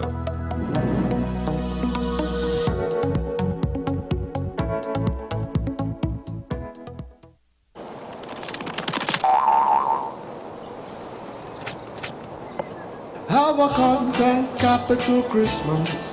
It's the best time of the year. Now I know we have no snow, but Christmas is still here. Ho ho, the Christmas shows each week for all to see. Movie classics wait for you and our local content for free. Have a content capital Christmas. And in case you didn't hear, oh by golly, have a content capital Christmas this year.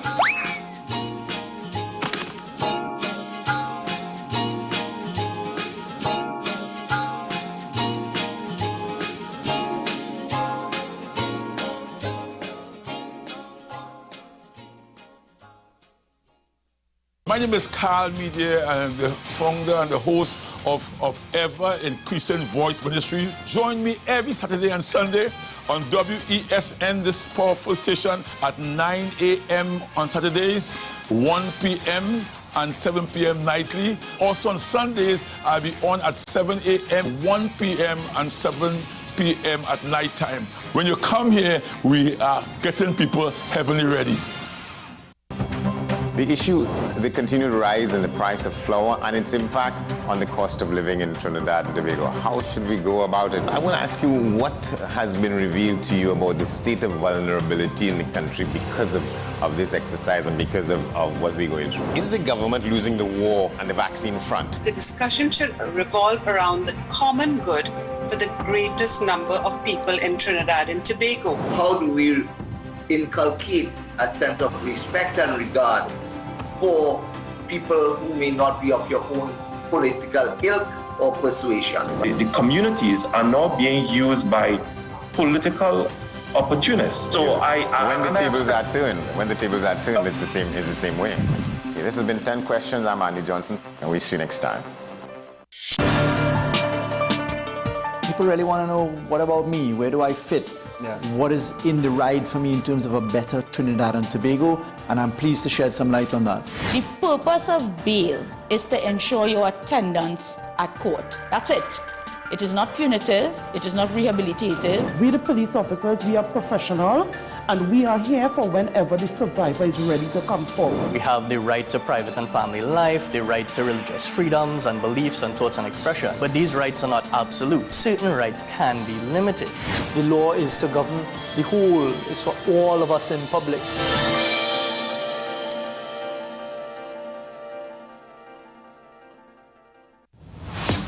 Is it politics? What is it that nobody cares about sports? The kind of support that sport used to get in the past is no longer here. The thing is, taking a knee doesn't mean that that's the only thing you're doing on it. Right. Taking a knee along with other stuff. Samantha, what are you looking forward to when you return home to Trinidad and Tobago after winning the title? Thank you very much for speaking it into existence. Is it no pressure on Nicholas Paul? It makes me more motivated to work hard and to go out there and rep the white and black. Why are we sending a team to the Winter Olympics? There are a number of Trinbagonians who are in the diaspora and have grown up in winter sport. It's an opportunity that the Trinidad and Tobago Olympic Committee will not close the door on. I also believe in the players that we have. Once you can motivate the players, you can get the best out of them. The newest book is here, Closer to the Church, the debut novel by author and former Mayor Louis Lee Singh. Available at all the Home Store branches, Barataria, West Mall, Shogunas and C3 San Fernando. Paper-based bookshop 10 Nook Avenue, St. Anne's, WESN 30A Gattaca Street, Woodbrook, Metropolitan Bookshop, Ariapita Avenue, Woodbrook, and all RIK bookstores nationwide. Available online as paperback on Amazon.com and Kindle for e-readers. For more info, call 628-5835 or 389-6504. Also available from author Louis Lee Singh, I Used to Live in Heaven, Letters to My Granddaughters, and Local Government in Trinidad, Conspiracy Against the People. We are WESN, the premier platform for Caribbean content. WESN, covering West, East, South, and North. WESN, we entertainment, sports, and news. WESN, available on Greendot 7, Amplia 118, Airlink 17, Bmobile 107, Digicel 21, ICNTT 105, and Flow 110. Connect with us at WESNCC or stream online at www.wesncc.com. WESN, your premier platform for Caribbean content.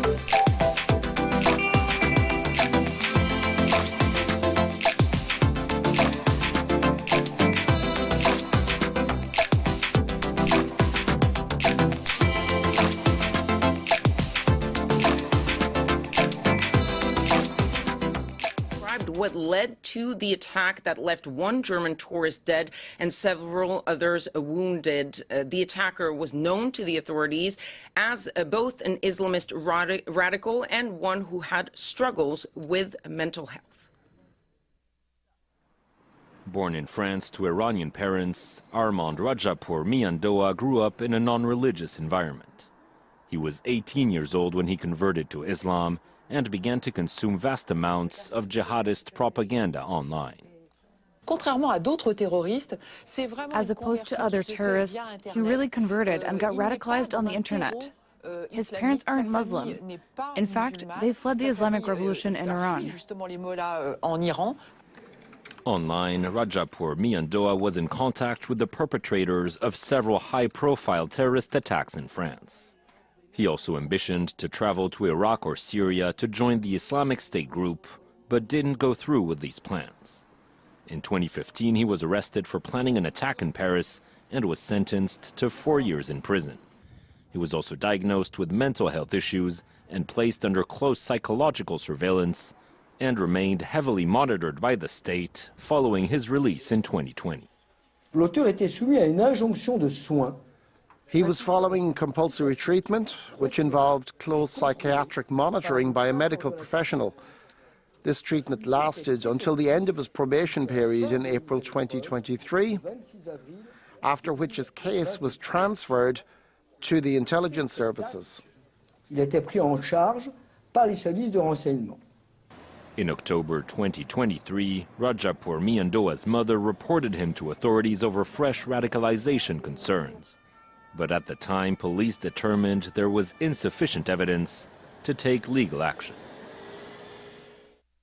For more on the story, I'm joined in the studio by Wasim Nas. Wasim, first of all, tell us more about who this attacker is. What is his background?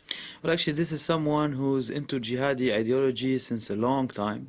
He was in contact with a group called Fursan al-Azza, which was one of the first groups in France to be active on those issues while he was 15 years old. And then he was in contact with two terrorists who committed two attacks here in France, in Magnanville and Saint-Étienne-du-Rouvray. He was in contact with French jihadis in Syria. He tried himself to go to Syria in 2016, but he was arrested because he was preparing an attack at La Défense, which is in the suburbs of Paris, and he was convicted of 5 years of imprisonment. He did 4. And then he went out after going through what they call a de-radicalization process that was in a few months back. It ended in March of 2023. The follow-up of his psychological health was ended, and he was considered as not dangerous anymore. And now, he left a video to explain what he had done, and it seems from what you're telling us that this is not one of those lone wolf attacks. There's a lot of organization and planning behind it. Well, actually, it shows that ideologically he is on the path of the Islamic State, because he praises the jihadis of the Islamic State all over the world, saying like area by area, Africa, Sinai, Yemen, etc., etc., Pakistan, Afghanistan, and then he vows allegiance to the actual caliph of the Islamic State, Abu Hafs, which puts his action in this frame actually, and it is very similar with the killer of Arras a few months back, who killed a teacher who didn't claim it himself, but it was found on his phone. The same procedure was found, and we have to remember it is the first time that a convicted jihadi activist goes out of prison and commits an attack here in France.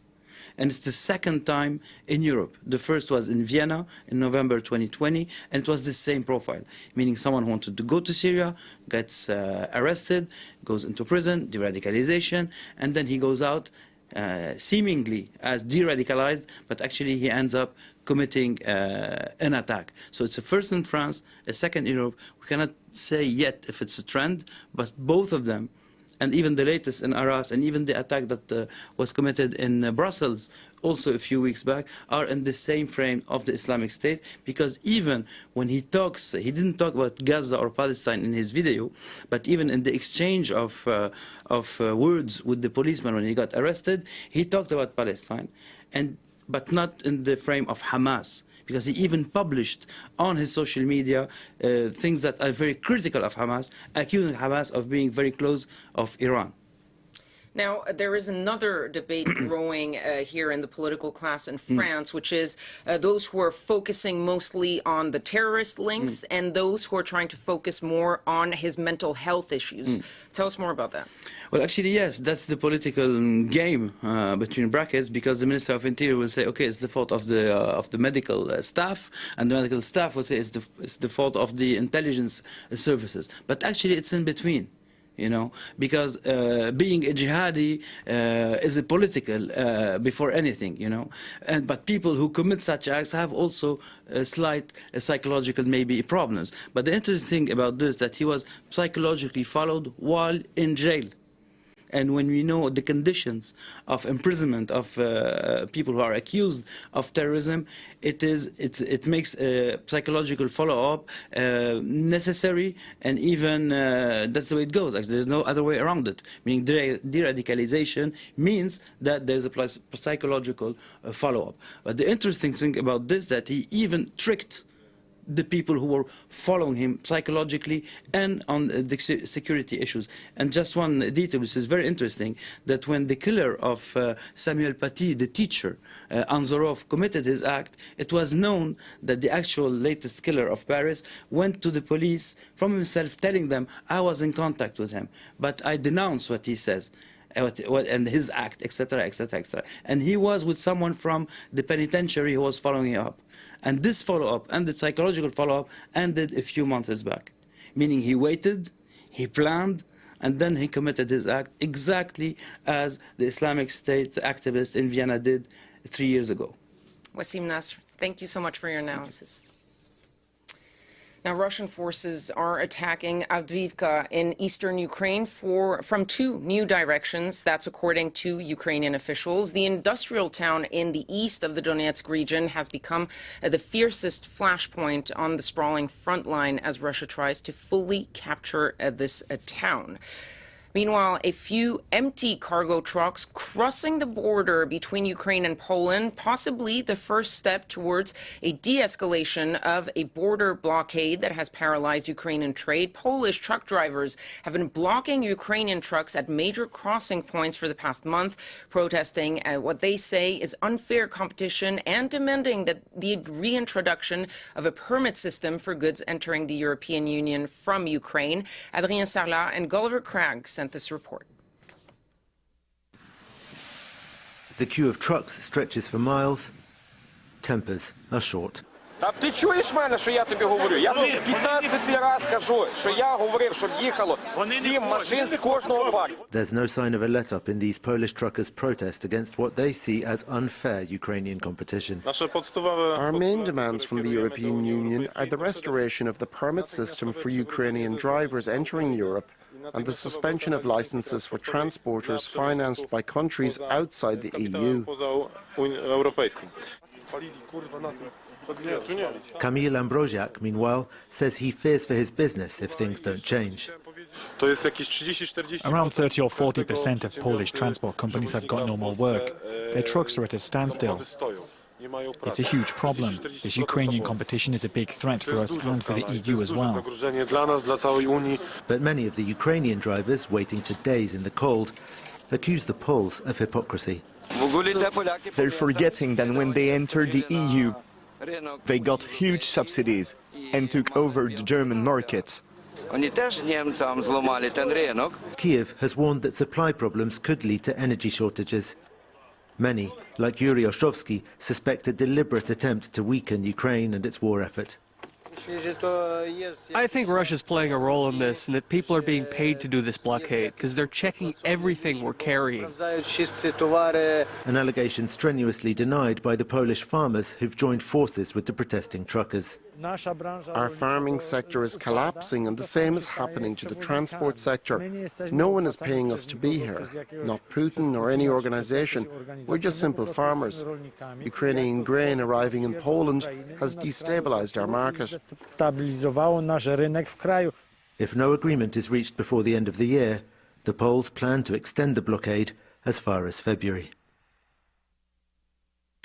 Now, looking at COP28, which continues in Dubai, we're taking a look in our science segment at the call made by more than 20 countries for the tripling of world nuclear energy capacity to reach net zero emissions by 2050, a declaration endorsed by nations including the United States, Ghana, Japan, and several European countries.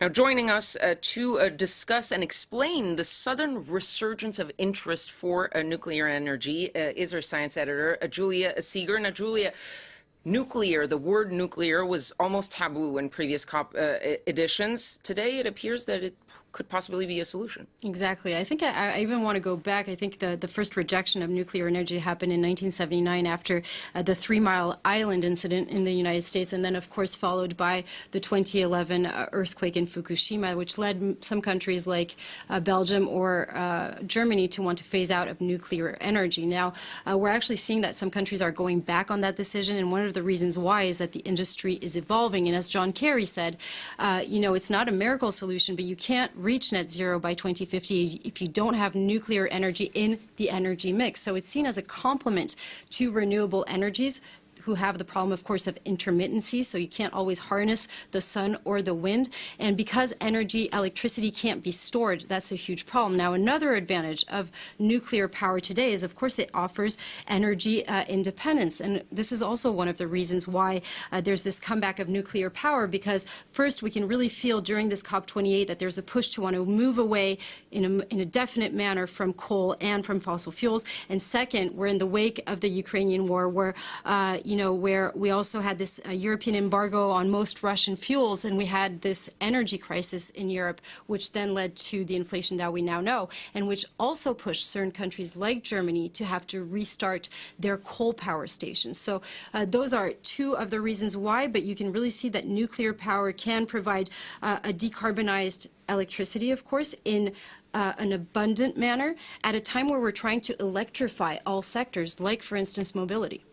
Now, we've seen all these advantages that you've told us about, but yet there are still some problems with nuclear energy. Of course. Nuclear power is, for instance, considered very water consuming. At the same time, it has a low impact in terms of land use. One of the main problems also is that it takes time to deploy. You have to construct the entire power plant, which takes time, and they tend to fall behind schedule. The reason why is because more and more you have these very stringent regulations, especially in the wake of 9/11 that actually happened. It's very expensive also to build those power plants, and this is the reason why many countries like France are now looking to what we call small modular reactors. These are tiny little power plants that are going to work also as a complement of the large conventional reactors. They're going to be closer to the consumers, so they're not as powerful, but they're quicker to build, quicker to secure. And it's also opening up a new era for nuclear power, because it's not only going to create electricity, it could also soon create heat, and that's a huge deal when it comes to industrial use that is now creating heat with gas.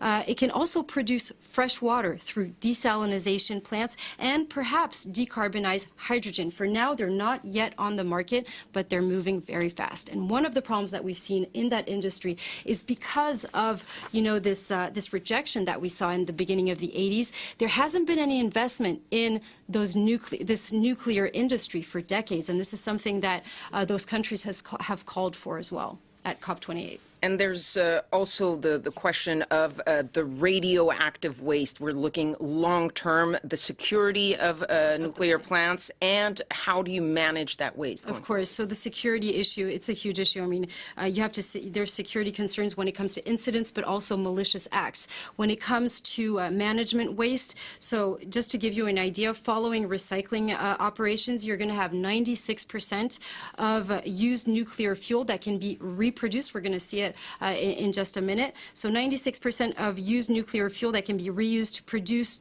new fuel to then again produce electricity, but you're also left with 4% of high-level radioactive waste, which is huge. So the way we dispose of that is that it's vitrified and then it's sent underground for storage. So this is actually a safe way to do it, but it's not a long-term solution. So we still have to work on that. The industry has to work on that.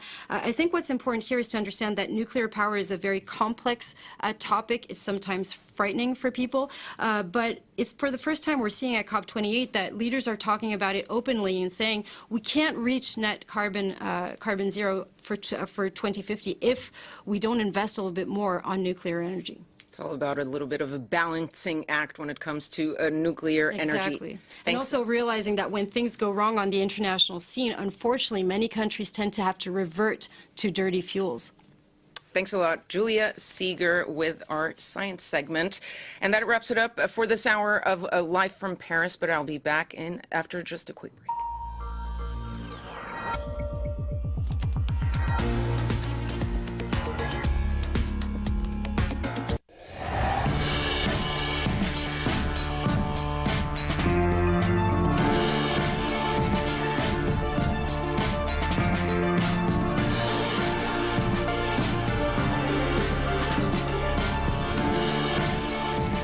France 24, a different point of view.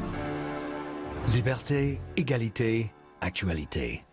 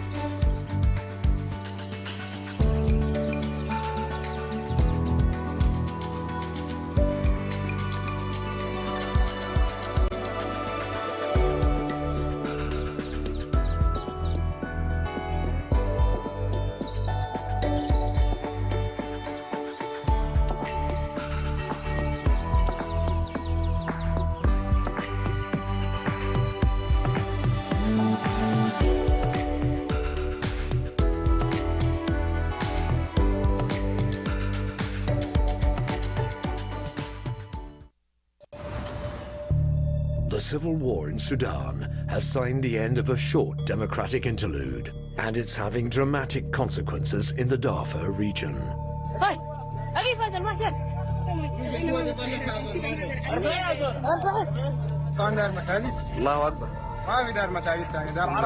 The Rapid Support Forces, mainly Arabs, are opposed to the regular army. They openly attack members of the Black Masalit ethnic group in a grim replay of the 2003 conflict.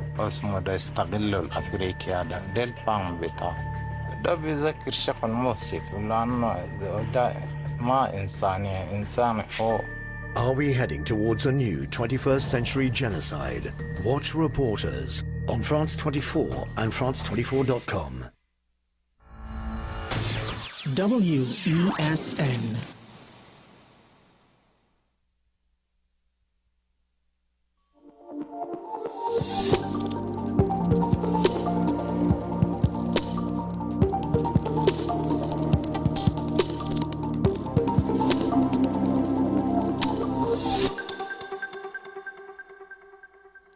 Well, hello everybody. Welcome to the program. Once again, this is 10 Questions here on WESN. I'm Andy Johnson.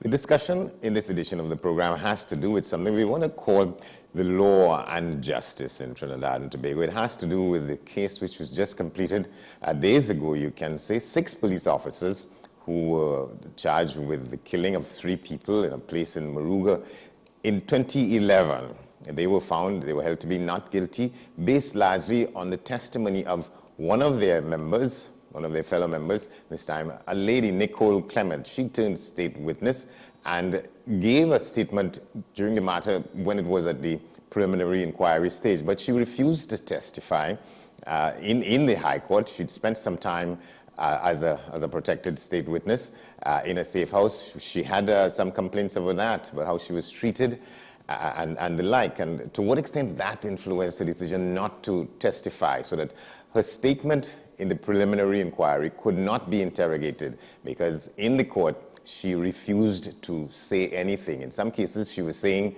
no comment, and on other days she just would not respond, and she was described by virtue of that as a hostile witness. At the end of the day, Israel Khan, who was the attorney for the defendants in the matter, the 6 police officers, described her as such, and that the jury in the end produced a verdict of not guilty.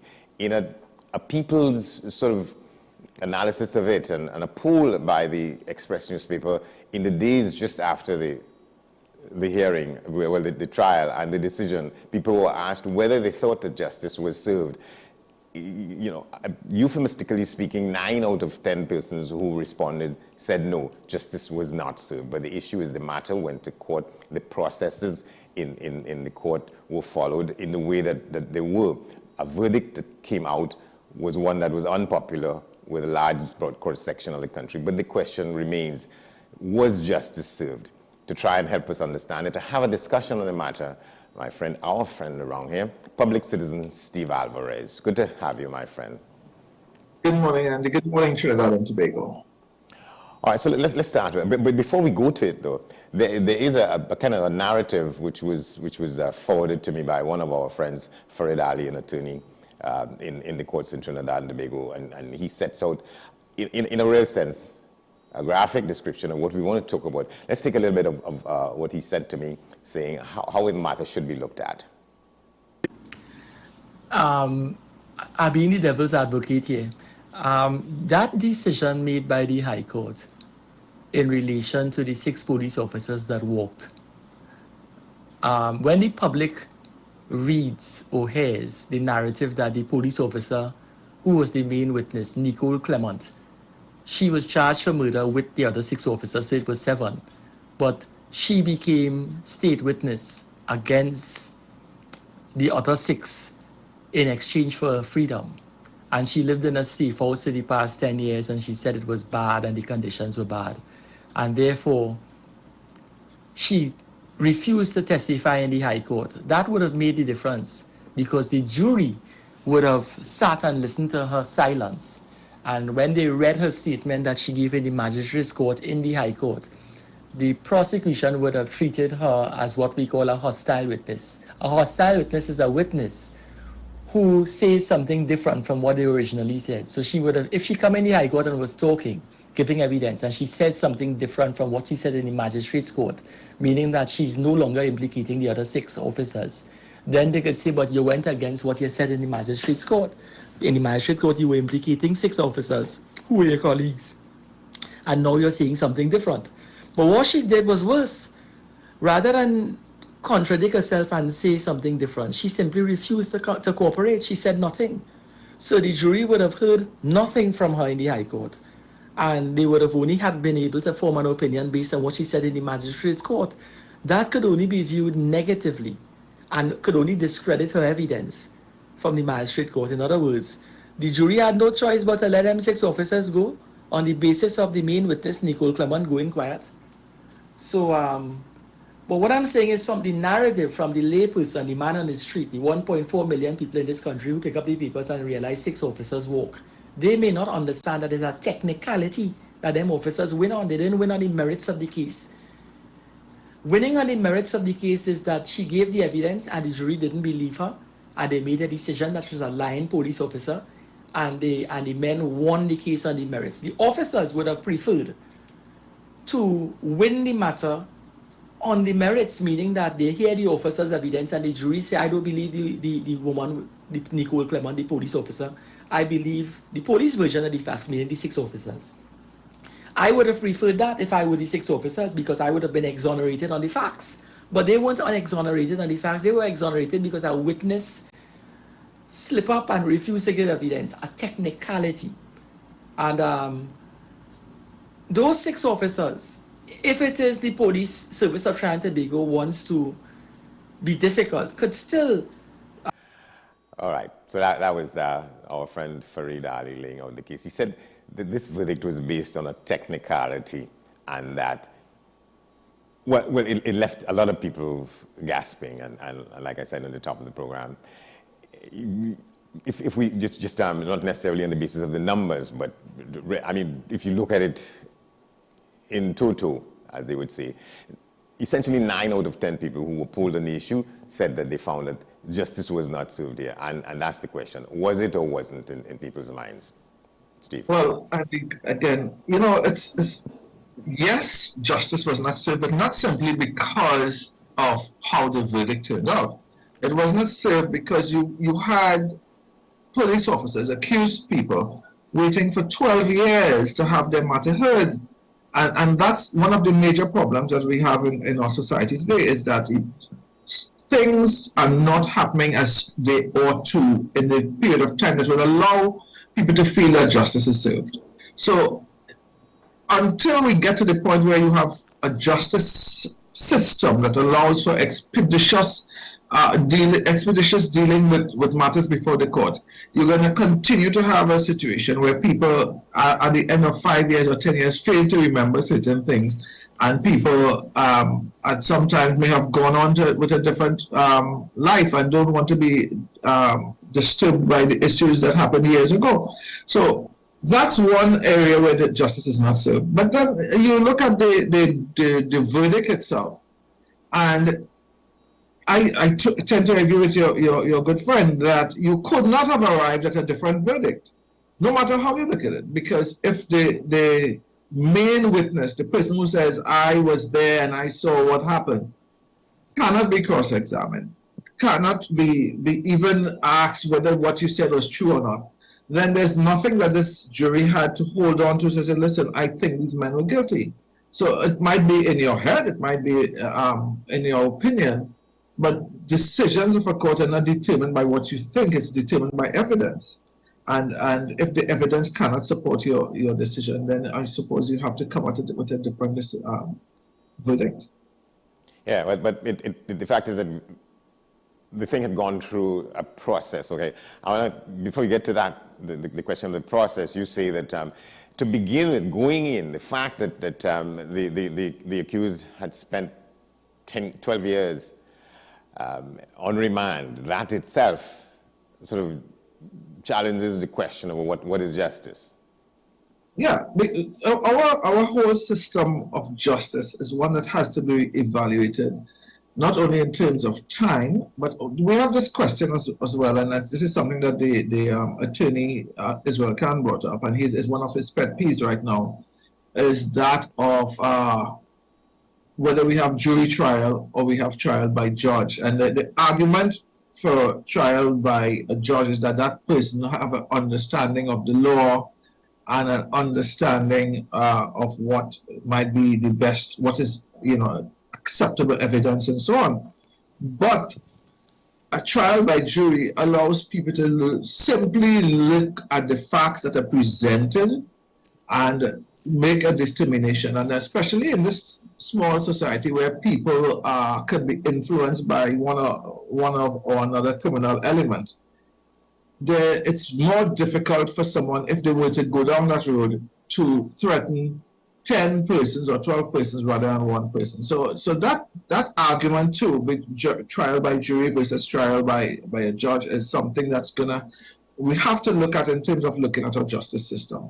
But our justice system major flaw right now, the major flaw is that of timely trials. I know of someone who was actually charged with driving and causing the death of somebody, and that has been over 20 years ago. Over 20 years ago. And I suppose at some point in time they would either call it up or they might just dismiss the whole case. But there's been absolutely no justice for the person who was driving, because they felt that this person just ran in front of the car, and there's no justice for the family of the person that died. And that's just one case, but throughout Trinidad and Tobago, you can hear people talking about people that are spending years on remand, years being charged, years on bail, awaiting trial. And there seems to be no concerted effort from the judiciary and from the legislature to say, listen, this is untenable and we have to deal with this right away. We have to find a way to fix this problem that is a major issue in Trinidad and Tobago. And as such, and it goes beyond that, it is allowing people to say, rather than trust the judicial system, rather than wait, I think I should take matters into my own hand. And that's why you have such gang activity and reprisals and so on and in our society, because people feel that they cannot wait on the justice system to give them the justice that they require. Yeah, a point just arose here in going over the stuff in my mind as we speak about it. What do you think lies ahead for this lady? Will she be brought up in any kind of way for the fact of her refusal to testify? She is a police officer. And then I want to get to what will happen to these officers, because one of the things that Fred Ali was saying in that discussion, well, what he said to me is that the police service could decide. He didn't say whether it's the police high command or the police commission could decide, the police service commission could decide to take their own action if they feel action is necessary against these 6 officers. So they're not, in his view at least, they're not completely out of the woods. Maybe that verdict went in their favor, but that procedurally the service can take action to either dismiss them or discipline them or something like that. What are the possibilities of that? Well, Andy, as an ex-chairman of a service commission, I can tell you that the Police Service Commission and the Statutory Authority Service Commission and the Public Service Commissions, all of these commissions, Teacher Service Commission, they cannot arbitrarily decide on the fate of any employee. There are regulations that must be followed. So people can't just get up one morning and say, we can deal with this way or that way. So, and the regulations allow for structure. And there has to, before these officers can be brought up, there must be a charge. There must be something that says that this person ought to be brought before the commission. And in this case, I know that in this, the general among the commissions is that if you have a serious charge, that the commission have to say this person is brought up on these charges, and as a result of that, you can decide on full pay or you can decide on half pay or so on. But I do not think you can take a decision as a commission to deal with an issue that has been dealt with by the court. The court has decided that these people are innocent. And when we talk of WPC Nicole, for example, one of the things you realize is that she was charged initially with the 6 other officers. Yes. And her charges were dropped as a plea bargain and as a deal, so that she become a witness for the state.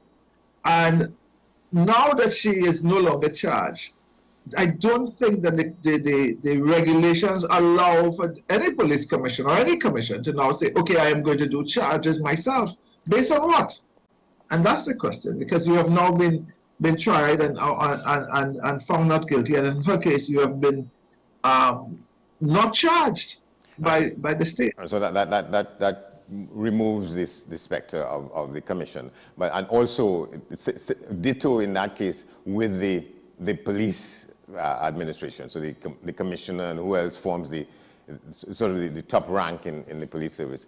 They don't have a prerogative to take any decision whatsoever in how these men were treated. Yeah, because you can't take decisions based on your personal feeling. They have to follow regulations. But there's another issue that came up as a result of this murder situation in Moruga, and that is, how do you deal with police officers' issues? Because you see, like the case recently in Sandy Grande, you have a situation where the police is saying that we went to this person's home and we felt our life was threatened because this guy pulled out a gun from under his pillow or something, But then, and the thing about it is that you don't have all the evidence except because the guy is dead, and you just have the police word, and then you have all the emotions in the community and so on.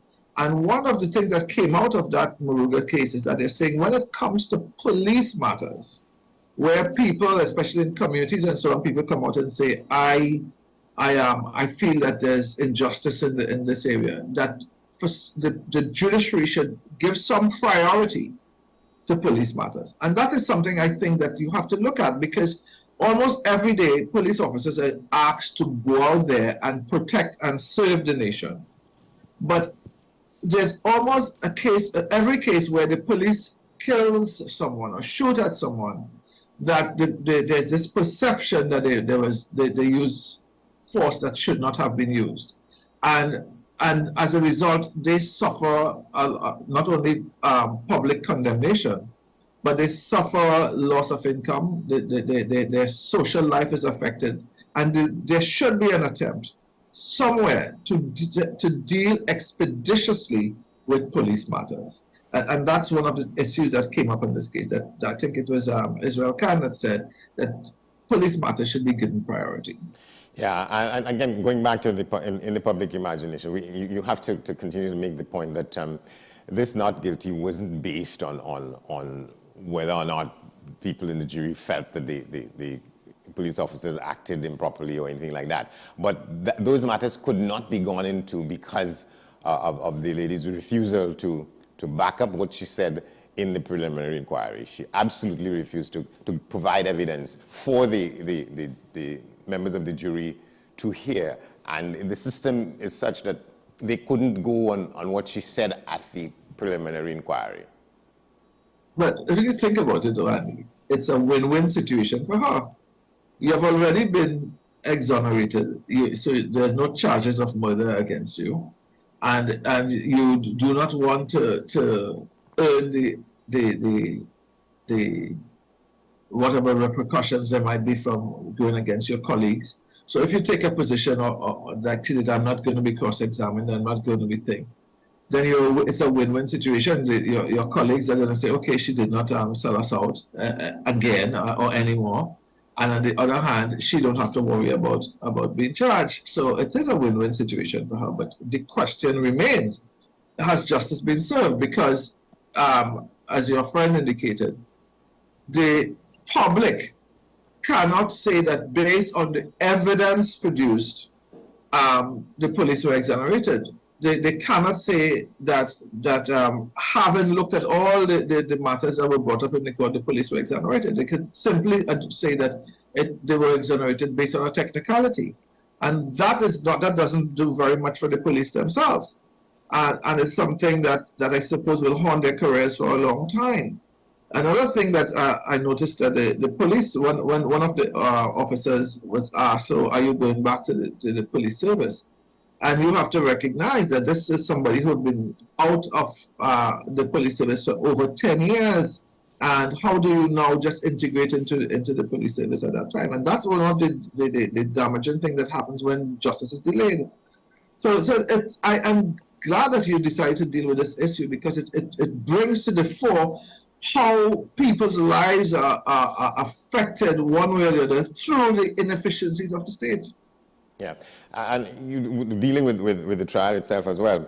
The fact of a cross-examination, that is central to this, so that no one could have gone simply on what she said in the preliminary inquiry. The narrative she gave as to what happened, how it happened, how the fellows went in a side road, and how they decided to fire on the people. And stuff like that, and that what she's saying, the state's case is that the officers opened fire on the vehicle behind Shumba James. He was one of them who was wanted for questioning and so on and so on. And that they decided after the action that they would sit and come up with a statement among each of them saying the same thing. And she said that because that is police culture. But not only that, she said that she participated in the whole thing. She was almost like a leader in the whole thing. So it would seem to me that is critical to the case, that this person is saying, I participated and I am the one who was almost the mastermind to this whole thing, and now I'm spilling the beans on everybody. So that is an issue that certainly you would have to cross-examine, that you would want to say, please tell me what happened here. And once you're not allowed to do that, once you do not have the ability to do that, you now open up a situation where there must be a feeling, especially given that very, very strong statement that was made in the magistrate's courts at the initial preliminary inquiry. These are very strong allegations, and it's the basis for the charge. And if you're going to do that, if you're going to have such strong allegations to the point where it cannot be cross-examined, it throws the whole case in hot waters. You are unable to prove or disprove what this person said. Yeah. And on the other hand, this person just walks away because you have already given them, indemnify them from any charges. Yeah. And there are people who, to some extent, are more intimate with police conduct and police behavior than some of us, and they will tend to veer on the side of some of what she said. She talked about, fixing the situation. The homicide officers will ensure that she and others face no consequences, and that after that, it's a minor point, but it was one that stuck with me. That at the end of it, they drove off from where they were with their sirens on. When they were going on in pursuit of nothing at that point. And you wonder if to what extent that is true. But now everything comes up for questioning, and everything she said there in the preliminary inquiry has to simply be put aside, although that is not easy to do in people's minds. Well, that's where we have the conundrum, because you have the public perception that justice wasn't served. You have the public reviewing all that this woman has said. And in the public's mind, they perhaps would not understand that the jury had only to deal with what's presented to them. So in the public's mind, what do I do? They have to understand, I think the general public has to understand that as much as you may believe someone to be guilty, as much as you may think that there's something here that is not right, you have in a court of law to deal with the evidence presented.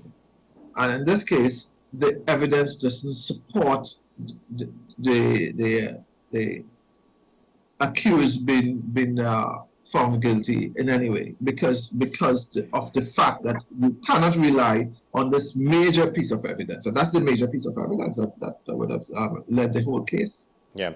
It really worries the public, though, about it. The public must feel exceedingly worried about the whole system of justice in Trinidad and Tobago.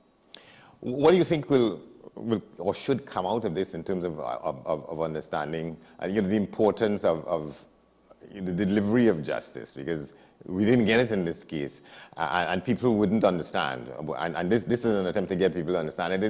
Justice is a process. It's not necessarily a decision, and the process was not followed, and it could not be held up anywhere for anybody to take other than what the decision was as the natural outcome of the case in the way in which it was conducted or not conducted because of the refusal of the main witness.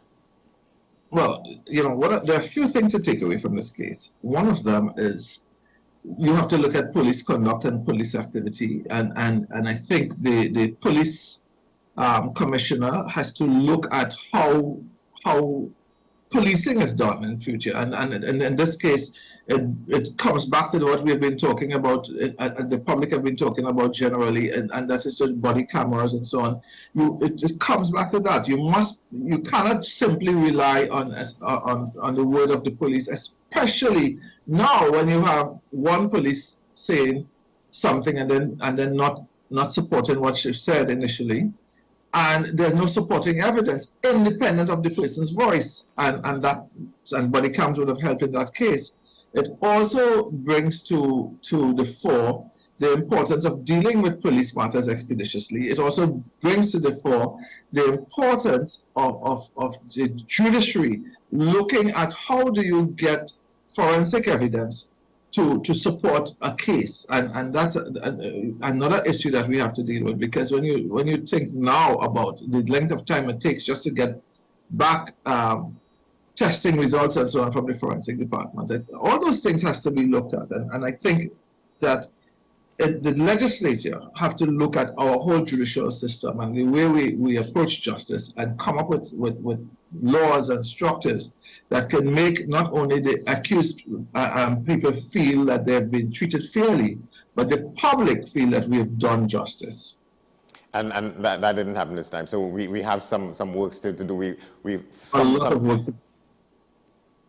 Yeah. We have a lot of work to do, yes. You have any sense of, I could have used the term hope, but given what that is going to mean in a couple of weeks from now, you have, what is your feeling as to how we will get there, and if we would get there, such that it doesn't take 12 years to hear a matter like this and revisit the agony that a lot of people would have felt when it happened. Well, you appropriately used the right term, hope, because the nation right now is feeling a sense of despair, not only in terms of the fact that they have to deal with gun violence and gang violence and so on, but they have to also deal with the fact that at almost every stage they have to fight up with justice and seeing and people being treated fairly. One of the things that I know people are considering is that legislation to deal with gun violence, that you have a special gun court, and that you deal expeditiously with issues that brings pain and suffering to our people, that issues that affects the stability in our communities. These are not things that you can simply just run away from. You have to deal with these issues and deal with them expeditiously and immediately, and that comes from a caring government. It comes from a government that says, listen, I am willing to confront our justice system and the way justice is dispensed in Trinidad and Tobago, and these are the steps that we're going to take. We're going to have, for example, a special court for dealing with gun, and we're going to make laws that makes it pretty simple for if someone is caught with an illegal firearm, that once you have an illegal firearm, that we can deal with that in a gun court and deal with it expeditiously, because the law would have stated that. All right, we're going to have to leave with this. Steve Alvarez, Public Citizen, thank you very much. Well, thank you, Andy, and this is a fantastic issue that you brought up. Thanks so much. That's been 10 Questions. I'm Andy Johnson. Thanks for watching, and we'll see you next time.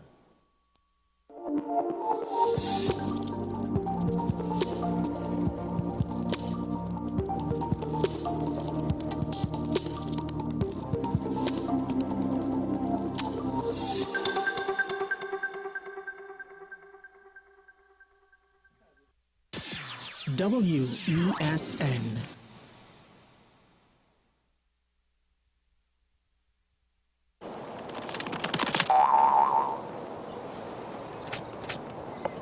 Have a content capital Christmas. It's the best time of the year. Now I know we have no snow, but Christmas is still here. Ho ho, the Christmas shows each week for all to see. Movie classics wait for you and our local content for free. Have a content capital Christmas, and in case you didn't hear, oh by golly, have a content capital Christmas this year.